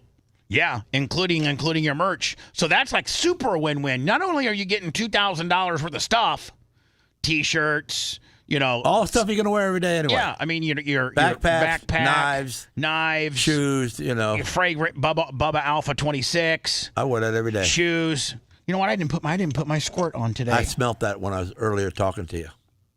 I meant to say something. Man, that's good. I mean, do you ever get compliments on it? Yes, I do. Oh my God, it's such a clean smell. Bubba Army merch, Bubba Army store. My wife's got me down to like 3 squirts only. Bubba Army shop, Bubba Army store, BubbaArmyMerch.com. Love me a Venmo gimmick. Did you see it? Nope, I haven't come in yet. Todd, $50. I don't know what might be able to back. Oh, Cable Dog. Cable Dog. Oh, $50. Todd McCabe. Yeah. Fellow Hoosier. Thank you, Todd. Hope to see you at BARP this year. R.I.P. to your dad. He was a good dude. Fellow Hoosier? Yeah. So he's from Indiana. Yep. Him, Scotty Landers, Wags, Sumo, Gooch, Larry Plummer, Julie Caldwell. How's the weather up there? Of course, let me the greatest Hoosier of all, Johnny K. That's right. I thought you were going to say me. You're not a Hoosier. No, you. Oh, me. No, but I don't live in Indiana. These all people live in Indiana. But you're still a Hoosier, right? And still, I'm still a Hoosier. Hoosier. That. I'm still a Hoosier, buddy. Yeah, I still cry when the Hoosiers lose? No. Like every year? Nope. Well, you're very wrong on that because Lummy will tell you who the national champions this year were. Who are they? The Indiana Hoosiers. That's right. They won the national championship in football. And their quarterback Who'd they pay? And their quarterback was the Heisman Trophy winner. And Lummy will tell you. So is that some of your coaching? No. Well, you did coach up there a little bit. Yeah, but No, that guy's out of Miami. Yeah. Oh.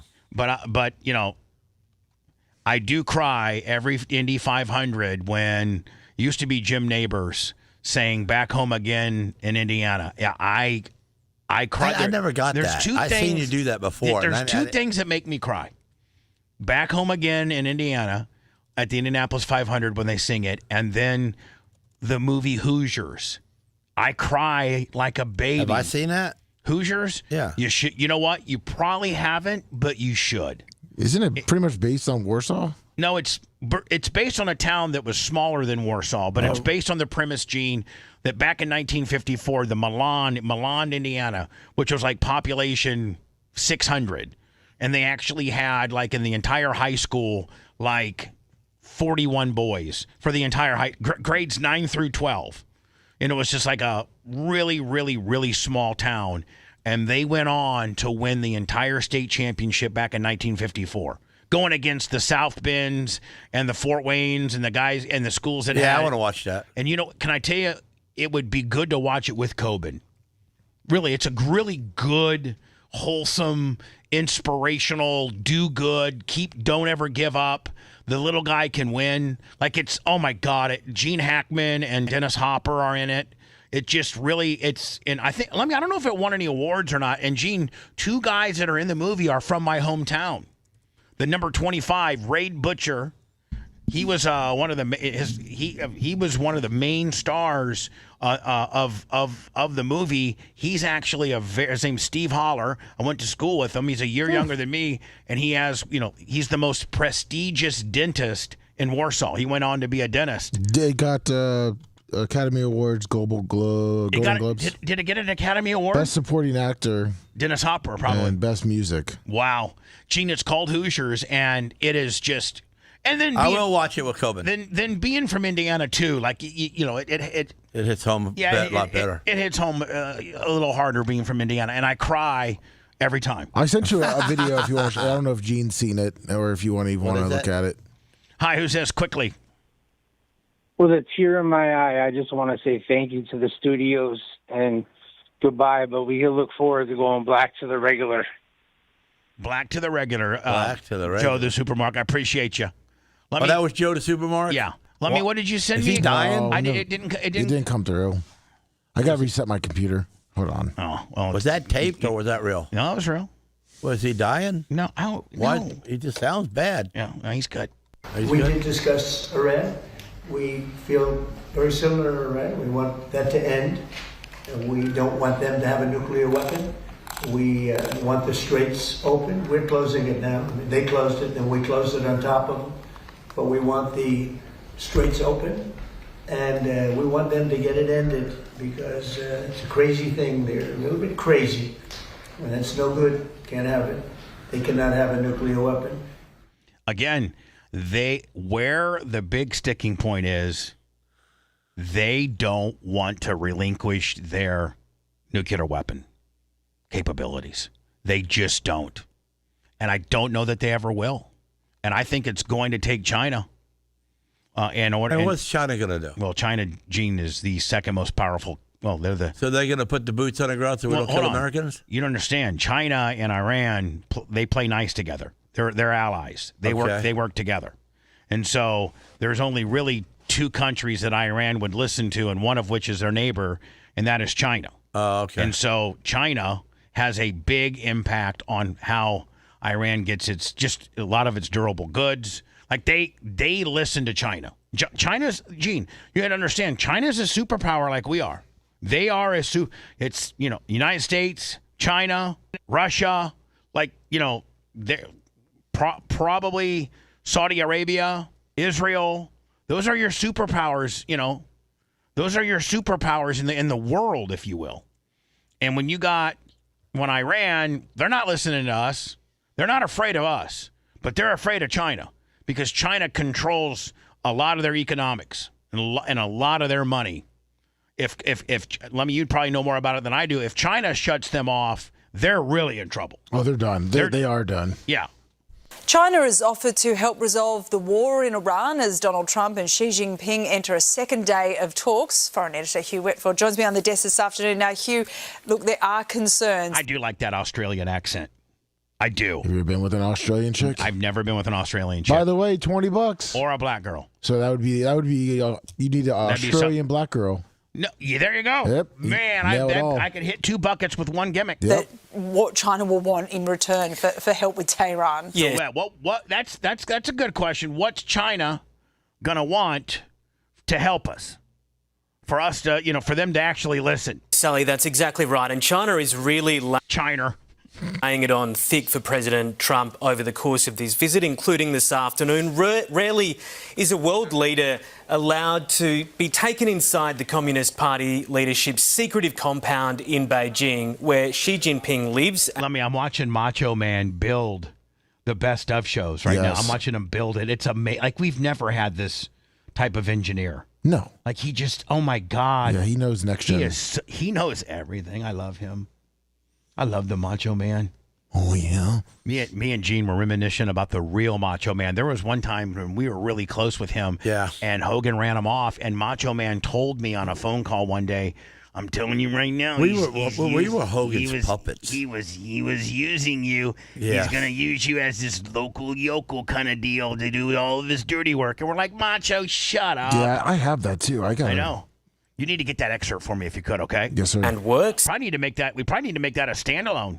Give that to Gary. Have him put his AI magic on it.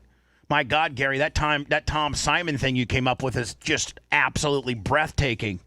I love you, you red bearded son of a bitch. You straight. Is he an Irishman? He's got to be. Straight Mick. I love you, buddy. But Donald Trump has been treated to a rare visit to Zhongnan High, where the crucial second day of these talks are being held. The entourages are much smaller. This is much more exclusive. Deals have already been done on American beef and Boeing planes, and the US president now claims to. So let me. That's some things that they import from us as beef and planes. Yes, and soybeans. Won the support from President Xi for help to end the war with Iran. He did offer, he said, if I can be of any help at all, I would like to be. Eric Heary, let me. $40 in the PayPal. Thank you, Eric. Ed Kelly, $50. Thank you. Who? Ed Kelly. Thank you, Ed Kelly. That sounds new. Going to give military equipment. That's a big statement. He said that today. That's a big statement. Said that. So Jing said he's not giving a military. Strongly. But at the same time, he said, they buy a lot of their oil there, and they'd like to keep doing that. So Xi said, hey, we buy a lot of our oil from them, and we'd like to keep doing that. So that probably means, let the Chinese tankers through, right? Yeah. But there are... Which that's not a big deal. Be like, hey, not only will we let the Chinese tankers through, we'll escort you. And, Iran's not going to do anything to a China tanker because China's buying oil from them. That's money for Iran. They're going to let the Chinese tankers go right on through. Concerns about what concessions the US may be expected to offer in return for China's support in getting a... Man, hold on. Let me turn this back. Look how fancy this is. Gene, you got like $10,000 crystal covering your food. Yeah. Man, fancy. Woo. In getting Iran to back down in the Strait of Hormuz, with Beijing hardening... I mean, do they got more money than us? I think they do, don't they? It depends if you believe China or not. Some people say that China's pretty broke, and then some say that China's one of the richest countries. But if you really want to get them souped up, talk about Taiwan. Exactly. Why? Because Taiwan is within China, but it's its own country, and they're trying to take it over, aren't they? Yeah, because Taiwan has all the AI chips and everything. They make all that stuff. But they're a completely different country, aren't they? Correct. Right. And China doesn't recognize Taiwan.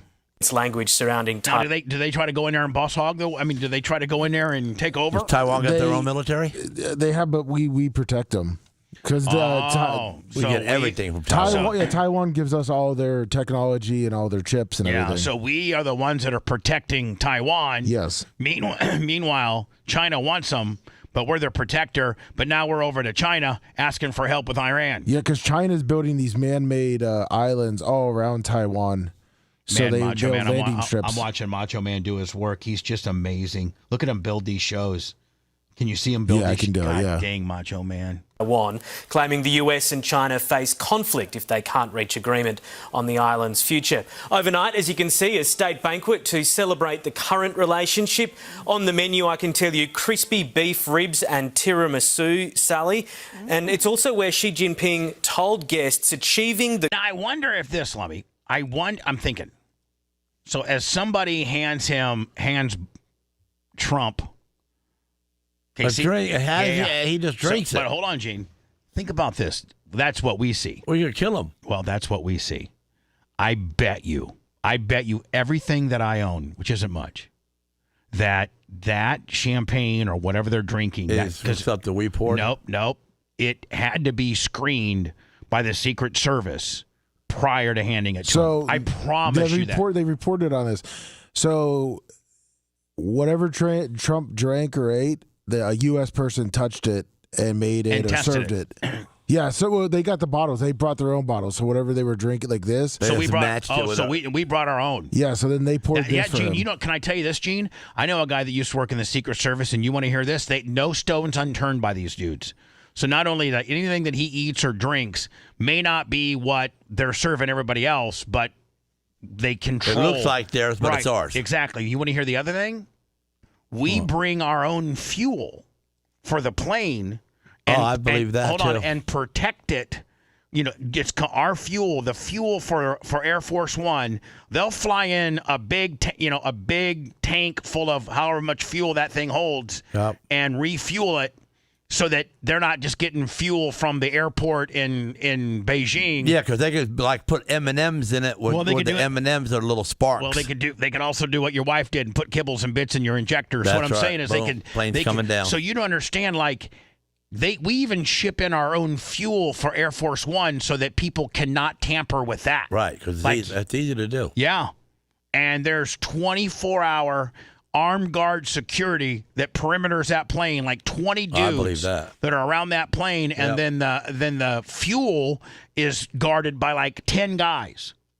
So that nobody can stick something in it, and next thing you know, they're at 47,000 feet, and their motor blows because they're running, somebody watered down their jet fuel. So, like, they think of everything, Gene, including probably the glass of ceremonial champagne that the president's going to do a toast to has been checked, or it's our bottle that we brought, knowing that there was going to be a toast. And tiramisu, Sally. And it's also where Xi Jinping told guests achieving the great rejuvenation of the Chinese nation and making America great again can go hand in hand. Washed down with a few glasses of white wine and champagne. By the looks of it, might have been needed. All right, Exactly. thanks for that. I mean, she kind of looks like a Stormy Daniels, does she not? She does. She kind of looks like a Stormy Daniels. Yeah. Diplomatic discussions between the U.S. and China started overnight in Beijing. President Trump, along with Secretary of State Marco Rubio, made the trip to stabilize the critical and Gene, look at how impeccable everything is over there as far as cleanliness. Oh, yeah. Yeah, the air quality's not the greatest, though. Oh, the air quality's bad? Yeah, see how it's kind of foggy behind it? Yeah. Yeah. Smizog. Yep. complex relationship between the two countries. Conversations between the two presidents focused on... Isn't Trump like 6'4"? Yeah, he's 6'3", 6'4". Yeah, he's pretty big. I think he's 6'2", G, or 6'2", 6'3". Trade and enhanced economic cooperation, as well as the war in Iran and the Strait of Hormuz. We had extremely positive and productive conversations and meetings today. Some of the things that we discussed today, all good for the United States and for China, and it was a great honor to be with you. Well, there seems to be a push for... I mean, when's the last... didn't Barack go to China? Or did Trump go to China the first time? Trump went to China the first time. Right, so he's been there. Yes. Partnership between... I don't remember Bush or anybody going to China. The two countries, Secretary... Maybe you can Google I think Clinton presidents that traveled to China. Rubio says China's rise cannot come at America's expense. Let's talk now with NBC 10 political commentator Sue O'Connell. Sue, a main topic at these meetings is Taiwan, of course. Can you walk us through the... No. Ying said no Taiwan. No Taiwan talk. Trump, Obama went.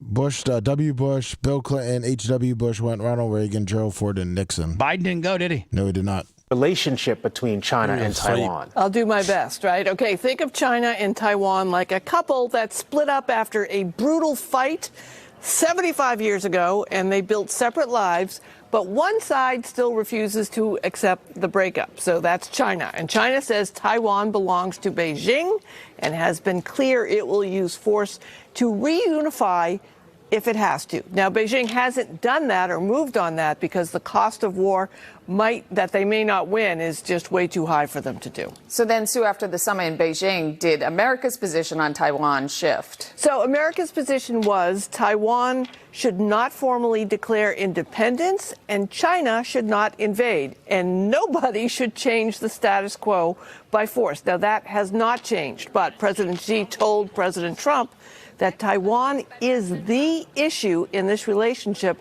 and warned of, quote, clashes. So do you think that Xi may have said, you want help with Iran, we want help with Taiwan? Yes. And you give, I'll shut Iran down right now, and you help me with Taiwan. Otherwise, we have no deal. That's gonna be a tough no one, though. good way out of that. Nope. Nope, there's no good way out of that. And that's probably what happened. And it's going to be a stalemate. It's going to be a stalemate. And even conflicts, end quote, if it is mishandled by the U.S. So when... Now, do we really need Taiwan? Yes. We do. Yeah, we do. There's no question about it. We cannot do them dirty. We cannot do them dirty. We cannot give them to China. We will be done if that happens. Reporters asked President... Does the president know that? Yes. Does every president know that? Yes. Okay. Even dumbass? No, Biden did not know. Yeah. President Trump, what was said... I didn't even know about it. Because I didn't even go. I'm the only president since Richard Nixon that didn't go. Everybody else went. Ford, Nixon, Ronnie Reagan went, H. Bush, and then W. went, and Bill Clinton went, and Barack Obama went, and Trump went. But I ain't going. The next 5 things that you touch from what I'm saying right now, whatever you touch, the next 5 things you touch probably came from Taiwan. Yeah, I'm touching my keyboard right now. I'm touching my mouse, and I'm talking to my microphone. Yep. One of them came from Taiwan. Pivoted to probably 2 did, the mouse and the keyboard. Well, and then the computer that I'm watching all this stuff on, the monitors, my camera. Philip Vinehouse, Lummy. All right. I think it's, I don't know, is that a screen name or is that just $40? Philip Vinehouse. Dr. Remilak, $50. Was that on the Venmo that you Yes, missed? it is. Thank you, Dr. Yeah, Remilak. Chris Hensley, $20. Thank you, guys. Compliments about We got 57 more minutes in this facility. Semi-autoglass Travis, $20. 57 more minutes. Gale in this Insulation, facility. $20. Gale Am I getting my chair back? Is it going over there? It's going over there, bud. It's back there. Dr. Dan Everything's Twisted. going. It's right there. Everything's going. Well, Sue, another conflict is the last thing anybody needs. Do we know if China will help the U.S. end the war with Iran? So the American readout, and that's the You know what? Finally, we got somebody to ask the exact question we need to. government's official recap of meetings that we didn't see says that the president of China agreed that Iran cannot have a nuclear weapon. Well, then it's over. They can't have one. Nope. That's what Xi said. And he opposed militarizing the Strait of Hormuz. And they say he even floated the idea of buying U.S. oil instead of Iranian oil. Oh, that's a win-win. Immediately. That sounds like a win, right? Yeah. But the Chinese official readout doesn't even mention Iran at all. So it seems that privately Beijing is signaling alignment with the U.S., but publicly it looks to me like they're hedging their bets quite a bit. NBC 10 political comments. Well, what did she just say? I don't know. What did that bitch just say? We'll wrap up this. China's gonna help. We'll wrap up this China stuff next. Did you just see a big Venmo just came through? Carly Eastman, $100. Boy, the more Chinese you get, the worse it is to see. Mark probably, Hoyle, huh? $250. Who? Mark Hoyle. NorCal Mark. Thank you. Believe it or not, absolutely not. Everything you heard about him has been toned down for easier public acceptance. The Bubba the Love Sponge Show returns after these words.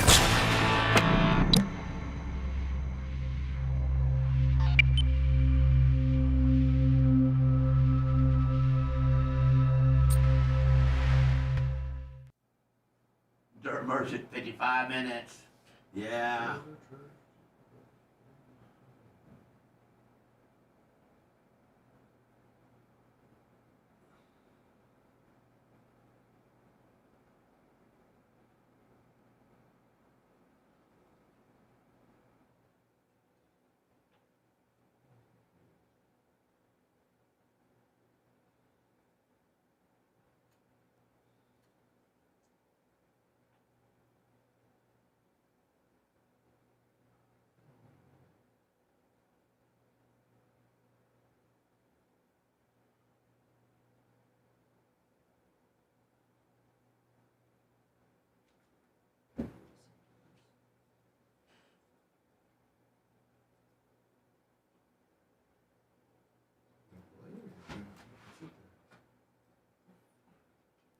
Slayer, I don't trust them Chinese either. They're infiltrating America as we speak right now. They're buying more land. They own almost all of New York. Who does? The Chinese. Oh, yeah, they do. And they got more spies in our country. And they're buying a lot of properties. Now they're working on buying all the properties that burned up in California.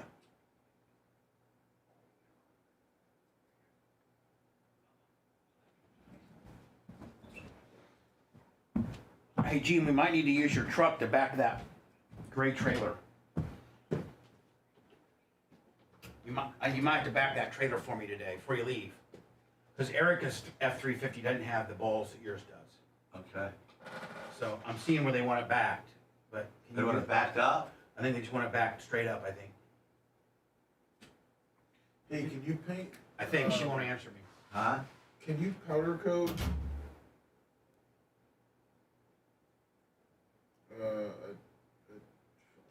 for average Joe his utility trailer, 20 by 16? I could, but it's like, am I going to have the time for that? I don't know. In F1 red? In F1 red? Ford F1, that's the color code. Vermilion red, color code. I don't know when I'd have the time for that. I gotcha. It takes up a lot of time to do something like that. So does he need to outbid Tico? He can't outbid Tico. So if he gives you, I don't know when the Tico, and right now I'm in the middle of a lot of carnies. And the carnies are hitting me hard right now too. Yeah, they're getting ready. We're getting new rides ready, yeah. For fall.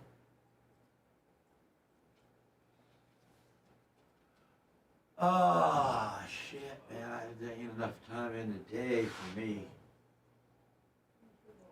I'm leaving here. Got to go to the bank, pick up some money, then go to the shop, make my payroll, give everybody their checks, get everybody lined up. Then I'm hitting the road. I'm headed to Indiana.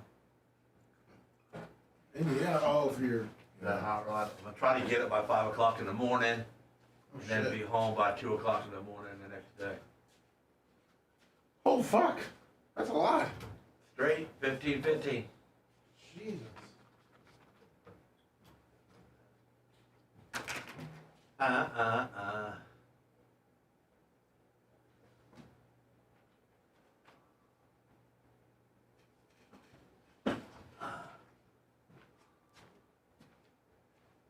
Woo, woo.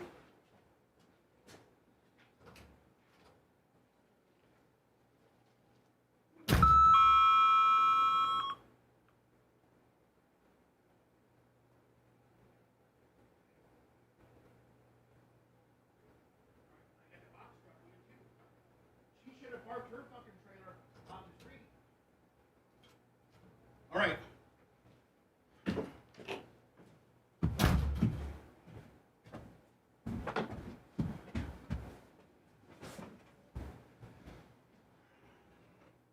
It looks like a shit show in the front.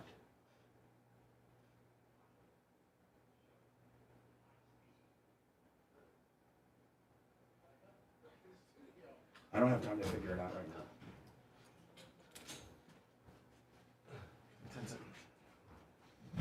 now.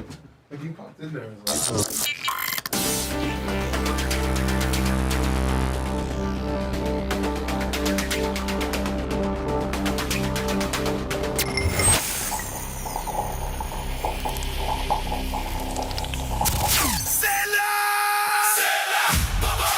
Your big day shouldn't feel like a checklist. It should feel more like a dream you can actually get to enjoy. At Truly Yours Event Planning, we specialize in turning what-ifs into wow moments. From ultimate weddings to grand celebrations, we handle every detail so you don't have to. There's a reason we've been voted Best of the Bay for 2 years in a row. Our passion is creating events as unique as your story. Let's make it unforgettable. Visit TrulyYoursEventPlanning.net today to schedule your free consultation and make sure you tell them Bubba Army. Truly Yours Event Planning, where your vision becomes our mission. Striving to reach new lows every day. It's Bubba the Love Sponge. Back to the Bubba the Love Sponge Show.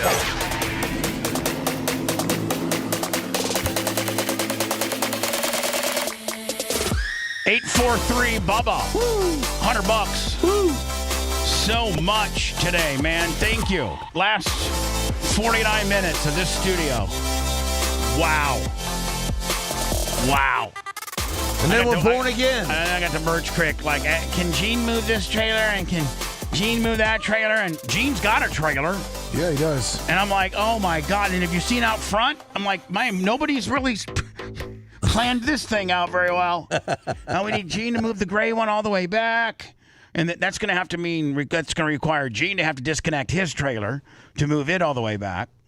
At that gray one. And then I'm like, well, then how's Bobby and other people that need to get in the back, how are they going to be able to get in the back And it's like, oh my! And then Lummy, you and I have to go. And when does the big trailer leave? I don't know. Ain't it full? My God, got to be full by now. And here's the thing: the only thing that can pull the only thing that we can't pull it. We don't have anything to pull it. Well, Bobby can pull it. I know, but Bobby's got to pull it. But Bobby's running his business too. Oh, I know. And so, I think my dually could pull it. I think it probably could too. Lummy, the thing is, man, getting that thing in, making that turn. Oh, that's what Bobby told me, that's going to be a big problem. Yeah, it is a problem. Especially for his truck because it's going to be too long. Yeah. Quick, getting freaked out. I'm getting freaked out because Lummy will tell, have you seen the front parking lot? No, I have not. Okay. We got the dump trailer. Yes. We got Merch's Mexican 96 350 with a big trailer on it. We got my truck. We got New York. We got New York Greg's car. We got then Gene's on the side of the building with the trailer. I had to pull straight in. Okay, Gene's on the side of the building with the trailer. Put a 24-foot trailer. Then your truck's up there. Yeah. And then the 40-foot gray trailer is right in front of me. Is there? I mean, oh my God! And then you and I have to get a box truck. Yes, we do. And then we have to. And then by this weekend, we have to not have that gray trailer in the back because Bobby needs to move the containers. Steps is going to move the shed next week sometime, but the shed has to be rotated. They cannot take it out in the fashion that it's now. It needs to be so the doors are facing the containers. It needs to be flipped so they can take it. Otherwise, it's too. That's easy to do. That's not going to be hard to do. The guy from Steps said it was kind of hard. So I got Jay.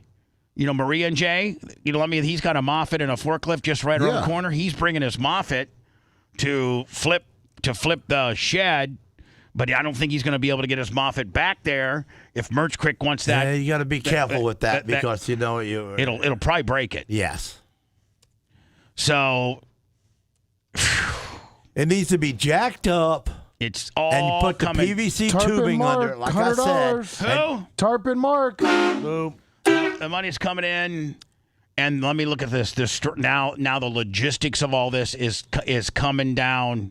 T-shirt will $50. We don't even have enough parking in our parking lot for all the moving stuff all the vehicles we need to move. So I don't even know what to do. I don't even know what to do. And she's texting me during the show.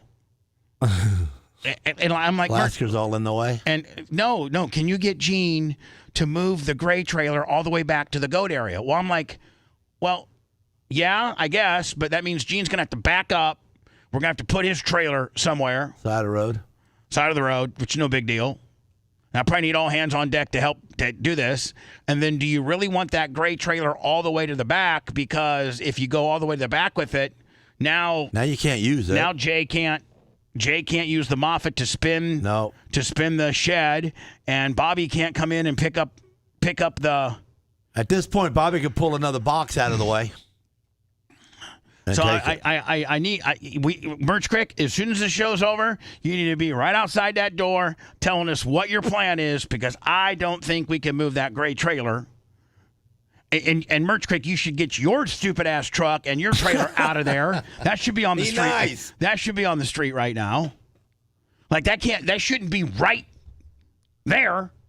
Well, you ain't got much of all the places to put it. On the street.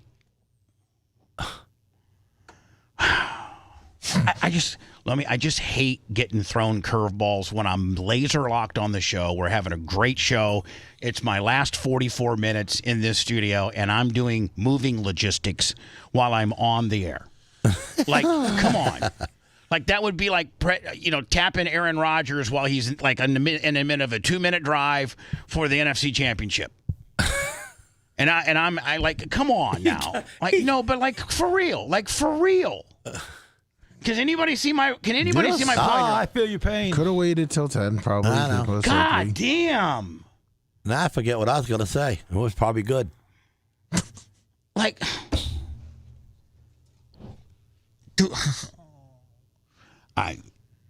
I'm just so overwhelmed with all of this. I'm so overwhelmed.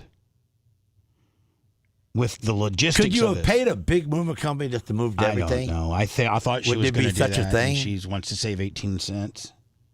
Would it have been such a thing, though? I don't know. I don't have any idea. I just know that we got so many trailers and so many trucks and so many dump trailers and so much here that we can't jam another part in here. And realistically, you know what the problem is, Lummy? That gray trailer. That needs to go. Yes, it does. That needs to go. It's got to be full by now. It's pretty full. That needs to go. Like, that needs to go. And anything else that we move out to the house and from here, we can do it by some other means. But that is the problem. If we're going to keep the dump trailer, which we still need, we probably have one last load of crap to put in that. Yeah.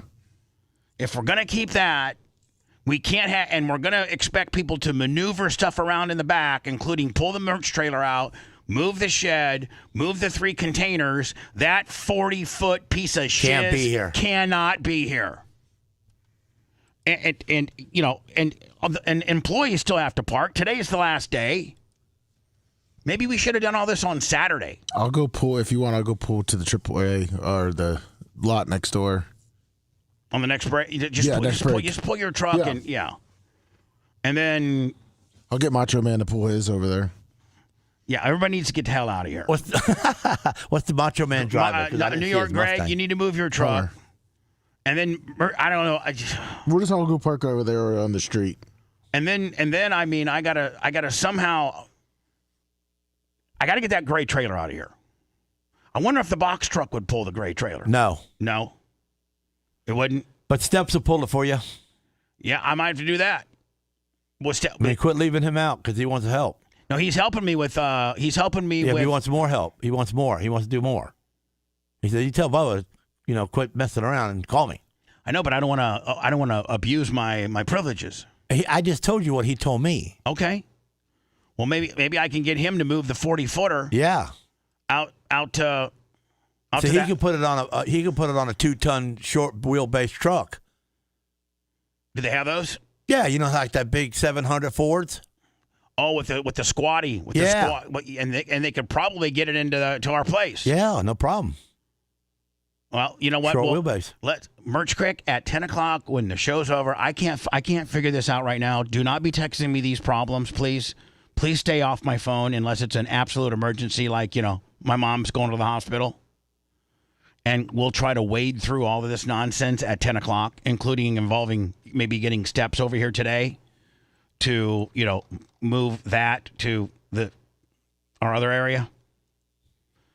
Because, I mean, we need to jam pack the rest of whatever goes in the gray trailer. You cannot have much room left. The last time I seen it, you only had a couple of feet. Yeah. So stop pack ratting, Merch Crick. Stop pack ratting. And just at 10:00, be ready for us to have a little meeting. Me, Lummy, you, Lasker, Macho Man, New York Greg. I know that Big Red's coming at 1:00 today. Mitch the Mark's here to help Macho. Oh, Mitch the Mark, you better not be parked in that parking lot. If you are, better move right now. Everybody needs to move out of the parking lot with civilian cars. Civilian cars? Yeah. And then we need to figure out what we're doing with the gray trailer. I don't think Lasser can disconnect his and move it all the way to the back. I can probably get Steps today, probably, Gene, to come pick it up. Yes. Okay. And you heard that from Todd himself. Yep. What did he say? I want to know exactly what he said. He said, tell Sponge he ain't calling me enough for help. Okay. I see y'all struggling. We are I see struggling. you're struggling. We're struggling right now. And he goes, what you know what, the Lummy? The problem is it all came like crashing down today, the last day. And he said, don't wait till the last minute to call me. Call me.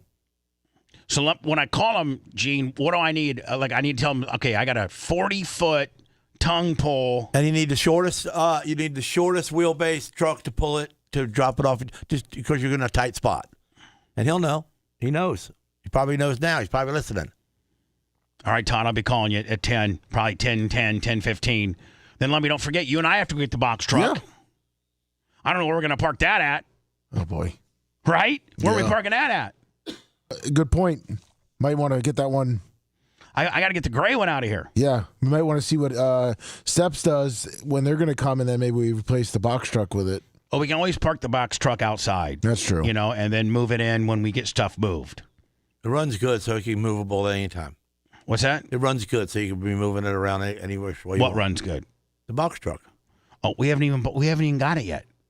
We're. Oh, I know you talk about the cream machine. No. No. That thing's pretty heavy, dude. That's dually. Yeah, yeah. That's pretty heavy, but not heavy enough for that truck, for that trailer. For real? For real. That couldn't. My cream machine couldn't pull a 40-foot bumper pull. Not that one. Wow. No. Too loaded. Oh, it's too loaded. Yeah. If the cream machine don't have enough weight on its own frame to help support that. Oh. Anyway, Dave Portnoy, he threw out. Is this for real, Lummy? Yeah. Let me say That's this. That's his Twitter. Let me say this loud and clear. I'll be monitoring all schedule releases, meaning all the NFL teams that releases. By the way, every NFL team, the NFL in general, released the entire schedule for all teams yesterday. So Portnoy was monitoring all the, I guess, releasing of people's schedules, and he said, if anybody who makes a joke about this disgusting controversy will be put on my list and face potential legal action, you've been warned. And then he throws the Vrabel, what's her name, Rossini.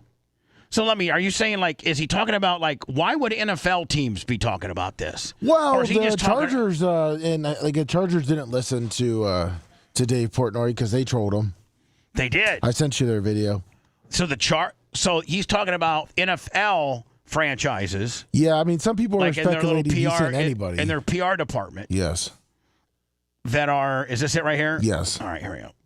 Now, is this really from the San Diego Chargers? Yeah, this is their release video for the schedule. Week 12 versus the Patriots. Conquer the cupcakes.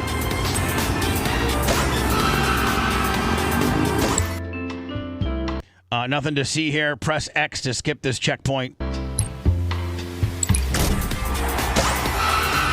photo dump 1 mile. What? It said next photo dump 1 minute, 1 day away. And then see the New York Post sent you a message.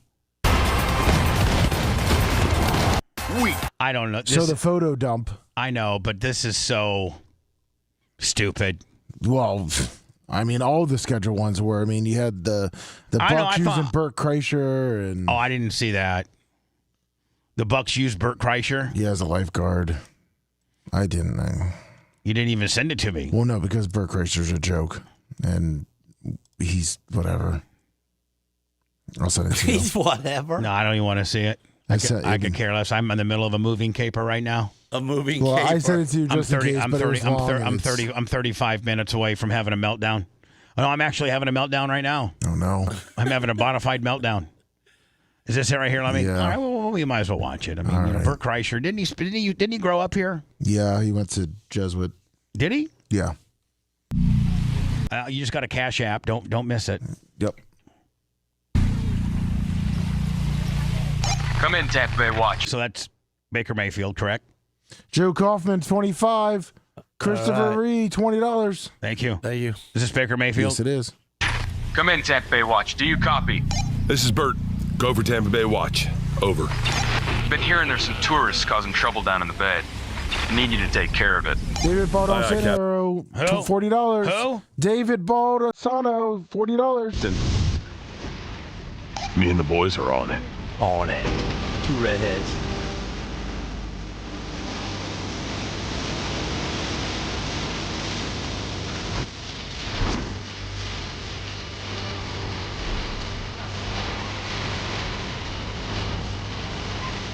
Now, those are offensive linemen from the Bucs, yeah. The Bucs, right?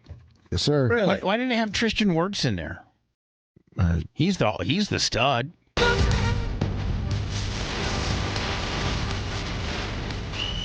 Like, is that the new trend now where teams like talk some smack and troll each other? Like, you know, here's the Buccaneers and the kid has a Panthers, Carolina Panthers, which is in the Bucs division. Little sandcastle and fat ass Burt Kreischer steps on it. So yeah. is that what they do now? Yeah, it's a big joke. Will you look up the Packers? One. This guy's obviously, and it says weeks 8 and 16, the Falcons, and a guy's got a Falcon kite. Cut that line,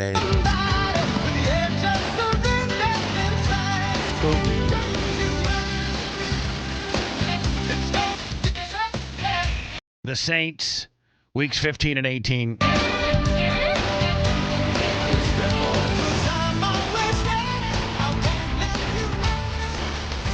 Cowboys. That dude looks like Johnny Gilbertson. A little bit.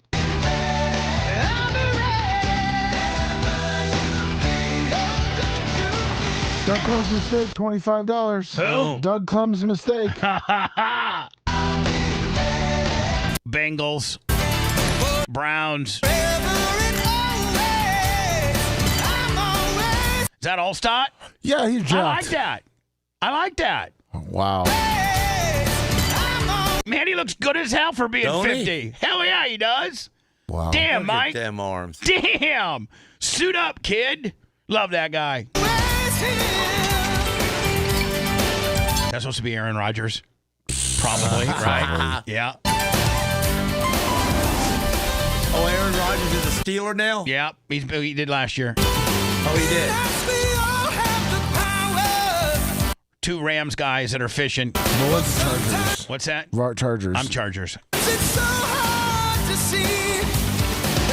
And they got their fishing rods tangled. Yeah. I'm not sick. I said to the Packers. Now, the Packers, is theirs as stupid as this one? You just saw You it. see what the Vikings were in little like rowboats and they're Yeah. paddling and the Buccaneer was doing it. Now, I wonder, Jet ski. do they have the same company, you think, that makes these No, it's for them? usually they're like inside. It's their in-house. Yes, sir. It's their in-house PR deal? Yes, sir. Welcome to Kicking Cards Arcade. You only have enough tickets for those cheese curd rings or that foam cheese sword. You're like 1,000 tickets short, Tuck. Not if we pool all of our tickets together, Josh. It glows. Tickets. Gonna get my dagger. I don't even want to watch it. It's stupid. They got like a Legoland kind of deal. I think it's dumb as hell. You hero like Micah team. Parsons in his little vest. No. I bet you everybody else watches it. Yeah, whatever. Boy, this is pretty sad. So I think this is Memphis Police Department released the body worn camera from a February 26th shooting. They just released it, and it's where this Memphis police officer pulls over this suspect during a traffic stop, and the guy shoots the cop in the face and kills him. Oh, bummer. Yeah. Bad. We got some insane body cam footage out of Memphis, Tennessee from a guy died. The Memphis police officer died, man. How many times have we said there's no way? Gene, as cool as it might have been to be a cop back in the day. Yeah, that ain't cool. I mean, every door that they just don't make enough money to be shot at all the time. Exactly. You know? Patricia Bates. Right. 25 on the PayPal. We'll do a rundown of the big swing and D's today, man. What a huge day. 29 more minutes left in this studio. Traffic stop that happened on February 26th. I mean, Gene, you don't know what car you pull over just for an innocent traffic stop that's going to end up putting you in a body bag. That's it. Yep. Officer for, $60K. Worth your life. Torres Molina pulled over Donnell Maxwell for a VIN issue when Maxwell suddenly pulled out a gun and shot the officer right in the face. In the face. In the face. Maxwell then fled. He made the TBI most wanted list, and he was eventually caught by U.S. Marshals on May 7th, along just recently with his girlfriend, who was charged with harboring a fugitive. Check this out. I got you. You got anything in this car I need to be worried about, bro? No, not at all. Not at all? So you don't mind if I search it then, right? You're fine. All right, step up. We got some insane body cam footage out of a friend who was charged with harboring a fugitive. Niece Johnson, Lummy. That sounds like brand new money to me. $50 bill, man. Thank you. 28 minutes left in the studio. Check this out. I got you. You got anything in this car I need to be worried about, bro?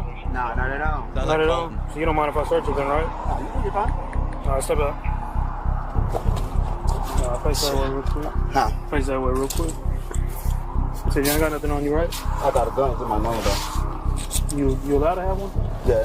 So he says I got a gun. Yeah. Now, usually when a bad guy's got a gun, he doesn't tell you. He doesn't tell you. A guy that's going to shoot a cop usually doesn't tell the cop he's got a gun. Usually when a person that says, I have a gun, that's a responsible gun owner, and the cop's kind of usually at ease, like, okay, thank you. Because usually somebody that's going to shoot you doesn't tell you they got a gun. No, I don't tell the truth. So... Make the phone, right? Okay. You can put my wallet for me? I'm good. I got you. And I think he pulls it out of his waistband right now, and this is where it goes down. As the cop's kind of frisking him, I think the gun's in his waistband.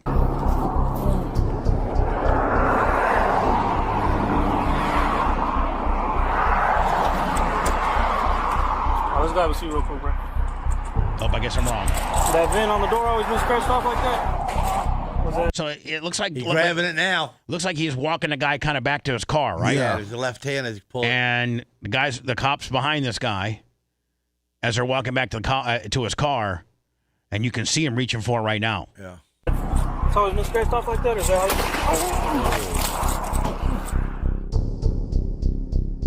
Oh. You see, when he starts to moan, because he knows he made a mistake. Moments later, Officer Torres Molina was shot. He immediately called for assistance, and responding officers rushed to the scene. He still called after he got hit? Yep. Poor dude. Yeah. The suspect was later identified as Donnell Maxwell, Maxwell. Lasker's there, $100. Maxwell was taken into custody. Who's that?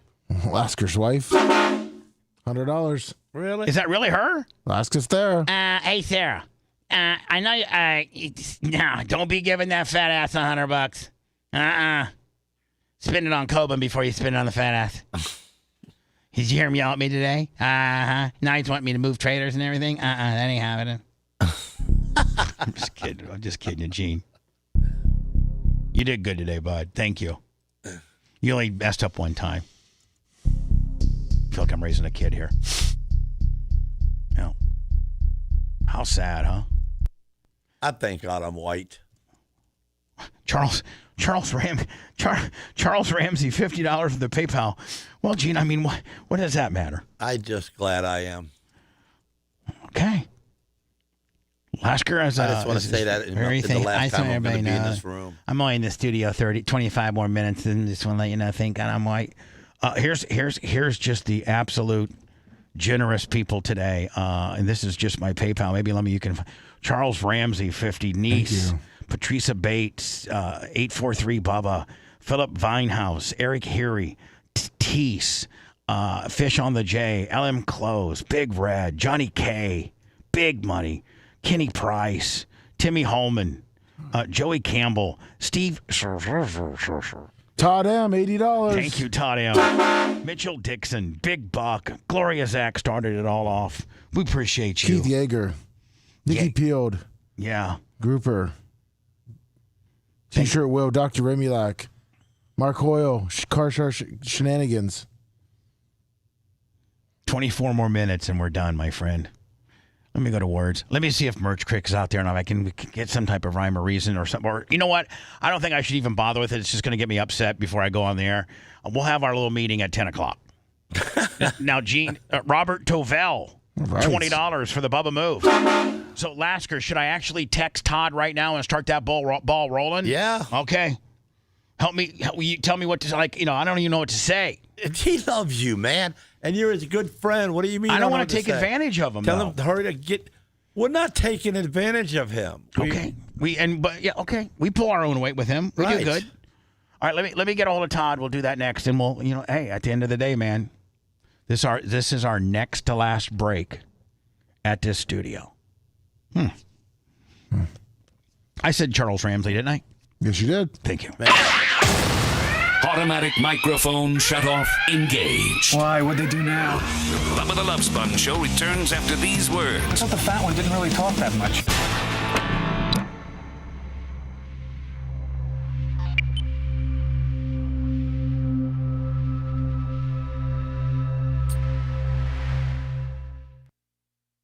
The 2500 Chevy. No. Erica's 30. Erica's Mexican 96 350 won't fucking carry it. Yes, it will, but it'll be hard on it. But so you're going to get something that tows with airbags. See, so the compressor airbags up to 150 pounds, and it can't bottom out the springs. The You last got an dump- airbag, you're pissing in the wind. The last dump average Joe did was 8,500 pounds.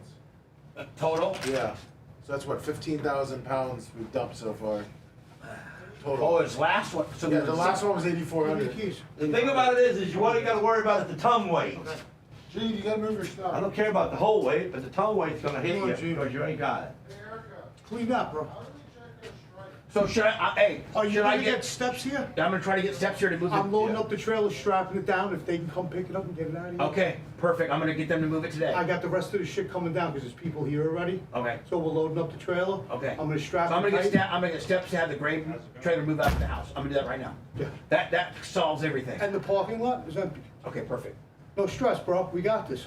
She can't be throwing this shit when I'm live on the air. All right, let me get Yeah, no. 100% agreed. You have this. We got this. No stress, bro. We got it.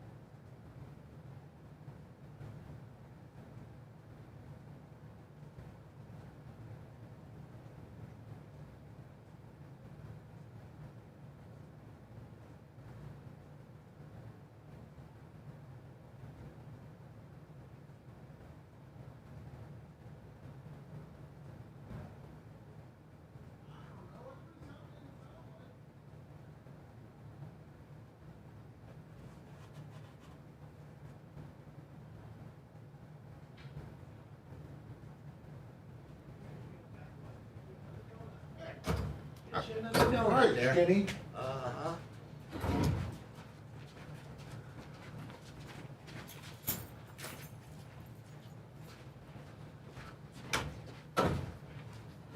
Sweet. Skinny, get over here. Hey, Lummy. Yes, sir. Go take a picture of that 40-foot bumper pole. Okay. For me. Send 2 pictures to me ASAP.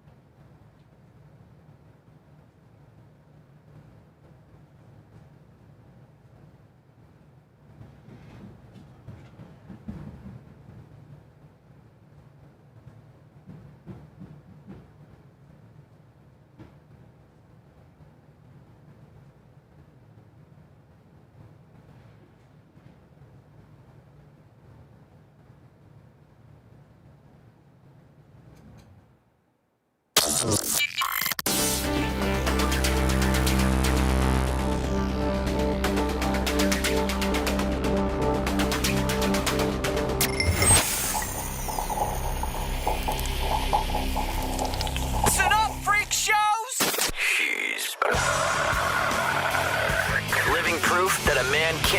got a brain. Back to Bubba.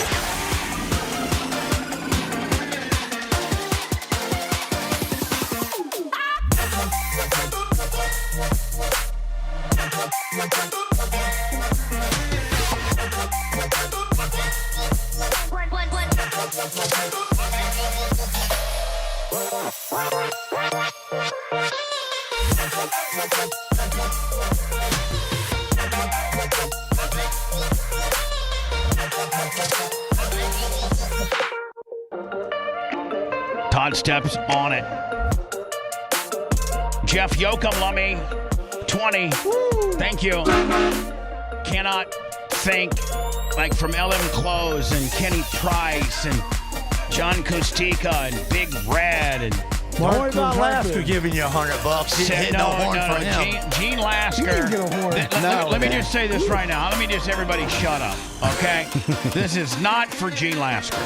This is for arguably the best thing that ever happened in his life. This angel called Sarah that was sent from, I don't know where the hell, that got this guy who was lost in a wrong direction back on track. The beautiful Sarah Lasker. Love her. You talk about just an absolute blessing of a woman. Not only did you get the unbelievable attitude, takes care of you. Back when you were fat, she put your socks on for you. I mean, I'm sure you're. I'm assuming, Gene, that one of the luxuries She got us back together. She did. I think she talked to you and said, I was told. Now, Dana Crest, 25. Let me tell you what I was told. That she talked to you and said, Gene, he's been your friend for however many years. Friends go through different, spats and what have you. It's a shame that you two guys aren't friends again. Something to that effect. This is Herpes, 25. Is that true, Gene? Yeah. And she's just, oh my God. Not only do you got a hell of a woman, just a great mom, but she's beautiful. Like, to the point where people will be like, man, what the hell's that guy? What the hell's that girl being with that guy? What the hell's going on here? Right? Yeah. Peter Motherway, 25. It's coming in strong, man. And I'm getting a little teary-eyed. We're going to be okay. I mean, you know what? I apologize to anybody that I flipped out earlier. I'm in here trying to, it's a very emotional day for me. This is my studio. Craig and Danny took a year to build this, and the great Thomas C. Cox wired it all up. And, I lived here for 5 years. It's very much an emotional roller coaster in conjunction with trying to get everything out of here. Lummy now is reporting that we've had a total of over 15,000 pounds of stuff that we've thrown out of here. And this has been what I actually lived here for 5 years. And it's an end of an era, but it's a fresh start. Oh my God! I don't know who this sounds like new money. Love the show since 1995. Danny Torluca, PayPal, Venmo, or Cash App, all at the Bubba Army. Dan Torchia, $100. Gotta be new because we don't play with that name. Oh yeah, Torchica. Hell, that's new money, Lummy. That's a brand new $100 bill. Thank you. And so, I've never known, for the past 15 years, including living here, and then, we almost got kicked out of here. Chris Larios, to the new beginning, and Gene Lasker, $100. Chris Larios. Hope he's not related to Pete because he's a piece of shiz. Nobody even knows that. He is a piece of shiz. I brought him down from Chicago, gave him a job back in the old 98 Rock days. Then he flip-flop applesauced on me. Daniel Triaga, $50. Oh, my Lord. Please, guys, stop. No, don't. Don't listen to him. He's going crazy. It's uncomfortable. I'm just feeling. No, we're going to be off for a whole week next week. That's true. This is all for next week. Yes, you know what? You're right. Thank you. Thank you so much. Listen, you can't have sex with dogs. You just can't. You can't have sex with dogs, videotape it, and then put it up on some porn site because you want people to see that you're, Oh, a real animal dog? You're white trash. You're white trash. You're white. No, four-legged. Furries. You cannot have sex. She's a furry herself. Bestiality is illegal. Yeah. It'd be bestiality doing her. You can't. It's true. Whenever guy bolts up to her, should be arrested for Look at bestiality. her. She Look is. at that mug. Well, this is the girl that taped herself having sex with dogs, and the local police agency, and her and her boyfriend are living in this trailer at this campground, and they went and tracked this bitch down the internet and gave her the good news. But that's the only thing that can do and she has no idea what's happening. She's still in her night robe, and she's like, "It's happening. We're gonna." arrives, the focus shifts to the true victims. These animals have kind of a nice looking sheriff there, huh? Bad, huh? Yeah. no voice to tell their story, but the forensic evidence Hey, Sarah, if you can handcuff me any day. Sorry, Sarah. found on Miller's devices will speak for them in court. The betrayal of a pet's trust is a detail that haunts even veteran Which investigators. website was that? It was called Lecture. When they So sent the website, I think, is called Luxure, is what they're saying. these two. You know what? I don't even want to Google it. I was about to, but I may not. I don't want that website on my servers anywhere. So just take it. I guess it's called LU. Here. How does PETA put up with that? I don't know. I don't think they do. I don't think they do. I think PETA might be LUXURE. Don't go there. Don't go there. Top contender, $20. You don't want your browsing history to go there. Because I don't know. Is it illegal to watch it? Yeah. I mean, I know it's illegal to make it, but is it illegal to watch it? If you watch it, that means you downloaded it. That means you're in possession of it. Yeah, that's true. Same thing with kid touching. You watch it. You're right. So you don't, even though you don't do it, you're probably right. Bestiality would be the same as kid touching. So just don't. It's called Lecture. And when they sent these to you, what did you do at that point? Blocked them. I immediately blocked them because I was like, I don't want to see this type of stuff. What do you mean? You did it. You charged for possession of these. The gravity of the situation finally begins to sink in. The officer needs to go a little bit easier on the dark eyeliner. She looks like a raccoon. Yeah. The robes. I mean, she's pretty and all, and it's kind of cool that she's a sheriff and even hot. But my God, look like two raccoon eyes there. Campsite are traded for handcuffs and a patrol car. In the eyes of the law, the evidence gathered from her own digital accounts is more than enough to justify this high-stakes arrest. Anything like that? Okay. So there were some videos of her with the dogs. Videos, I mean, she is talking about the dogs having... Cases involving animal... So I guess she also had... Oh, I guess they're talking about his girlfriend, which is the girl we're talking about. Cruelty of this nature spark intense public outrage. This arrest sends a clear message. The internet is not a safe haven for depravity. Law enforcement and tech companies are watching, and they will intervene to protect the vulnerable. Sure. I mean, that's reasonable. Mm-hmm. Yeah. Do you know why she would be having sex with your dogs? No. Not at all. Now, did he not know about it? Doesn't seem like it. Is she like having sex with these dogs? And His dogs. His dogs. Richo 25. And he doesn't know about it. No. Johnny Kostika, another 100, saying farewell to the studios. Exactly 3 to 4 more minutes left, and Jersey we're done. Owl 25. Thank you, Johnny K. Steel, slinging madman to new beginnings. You got to burn out the horn before we leave. Good luck. Yeah, I'm gonna do the horn until we have no more, until it loses pressure. Danny Chorchia, another $100 for Gene Lasker. Love you, Sarah. This would be a real crappy way to find out your girlfriend or fiance is cheating on you. Yeah, you're in a squad car, and usually it'd be something that you did wrong, but instead they're giving you the good news. Hey, Fred, yeah. Listen, you're not in trouble or nothing, but we're just telling you why we're taking your girlfriend or fiance to jail. Okay, what did she do? She posted sex with your dogs and then posted them on this website. And then kissed you. Yeah. Then you probably had sex with her that night with the proxy. With Rover's remnants. Say it. Odd. Incredibly odd. Brittany Miller now faces the full weight of the justice system. What started as a social media post ended in a total collapse of her life. As the investigation continues, the community is left to wonder how such darkness could exist in plain sight. Maybe it was an accident. What do you mean an accident? Well, she was eating a peanut butter sandwich and some of it fell on her crotch and then the dog started licking. She was having a peanut butter sandwich. Listen, I'm going to defend you, sweetie. This is how it's going to go, okay? So you're having a peanut butter and jelly sandwich, okay? Uh-huh. Just listen, just follow my way. And all of a sudden, Rover's peanut butter jumped out of Rover's over there, just trying begging and everything like he always does, because he thinks he's gonna get himself a Scooby snack. And dogs love. Let me tell you something. Dogs love peanut butter. Oh yeah. When my King Corsos, I need to calm them down. I get one of those Kong balls. I put some peanut butter in it. They go for hours. They just love the hell out of peanut butter. So you had this peanut butter and jelly sandwich, okay? And then it fell in your crotch. And the next thing you know, Rover's in there just going crazy on the peanut butter. But you didn't know.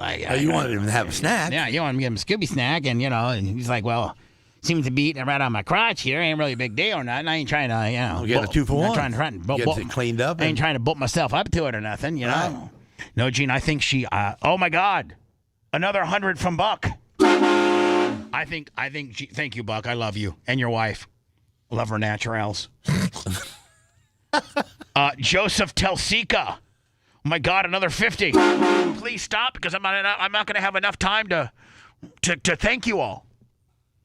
So no, Gene, I think the cops could potentially say, okay, listen, we know that some peanut butter fell in your crotch and Rover went a little crazy. Rover's remnants. We get it. I get it. We get it. No big deal. Accidents happen. But then she stuck her finger in the butt. No, Gene, she actually, I'm assuming, got on all fours.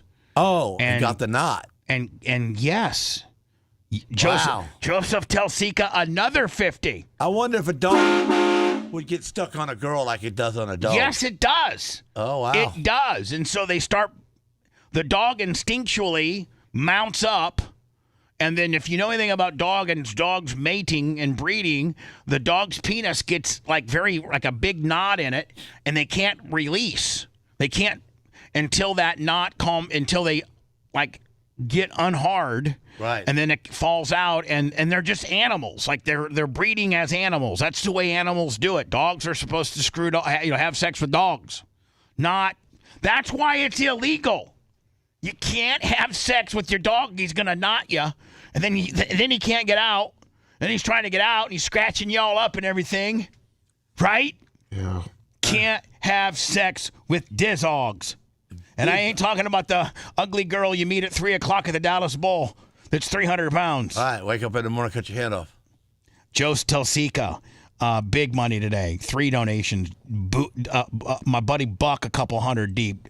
Another Dan Torchia. Greg Midnight Sun, $50. Thank you, Greg Midnight Sun. Johnny K, a couple different times. Oh, man. I was trying to look up. Daniel Triagod. Chris Larios. What's that? Peter Motherway, Jeff Yoakum, Charles Ramsey, Niels Johnson, Patricia Bates, 843 Bubba, Philip Vinehouse, Eric Heary, Teese, Fish on the J, LM Close, Big Red, Kenny Price, Timmy Holman, Joey Campbell, Steve Mushroom Mitch, another one from Buck, Gloria Zach. How about that, guys? We love you. We appreciate Jordan Brock, you. 25. And thank you so very much. See you at the compound. See, can we call it the Clem? I think we should name it the Clem Compound. You like it, Gene? Yes, I like it. Here we go. This is for all of you, Bubba Army, that stepped up and pretty much paid our bills for next week. Payrolls on them next week. Love you guys. I love you, studio. I'm going to be sad to see you go, but I'm excited on the new beginnings. I'm just worried about the move. This is for you guys. I'm going to run the horn until it's dry, and that's when we'll say goodbye. Love you, Sarah. Appreciate you guys. Love you too, Sarah.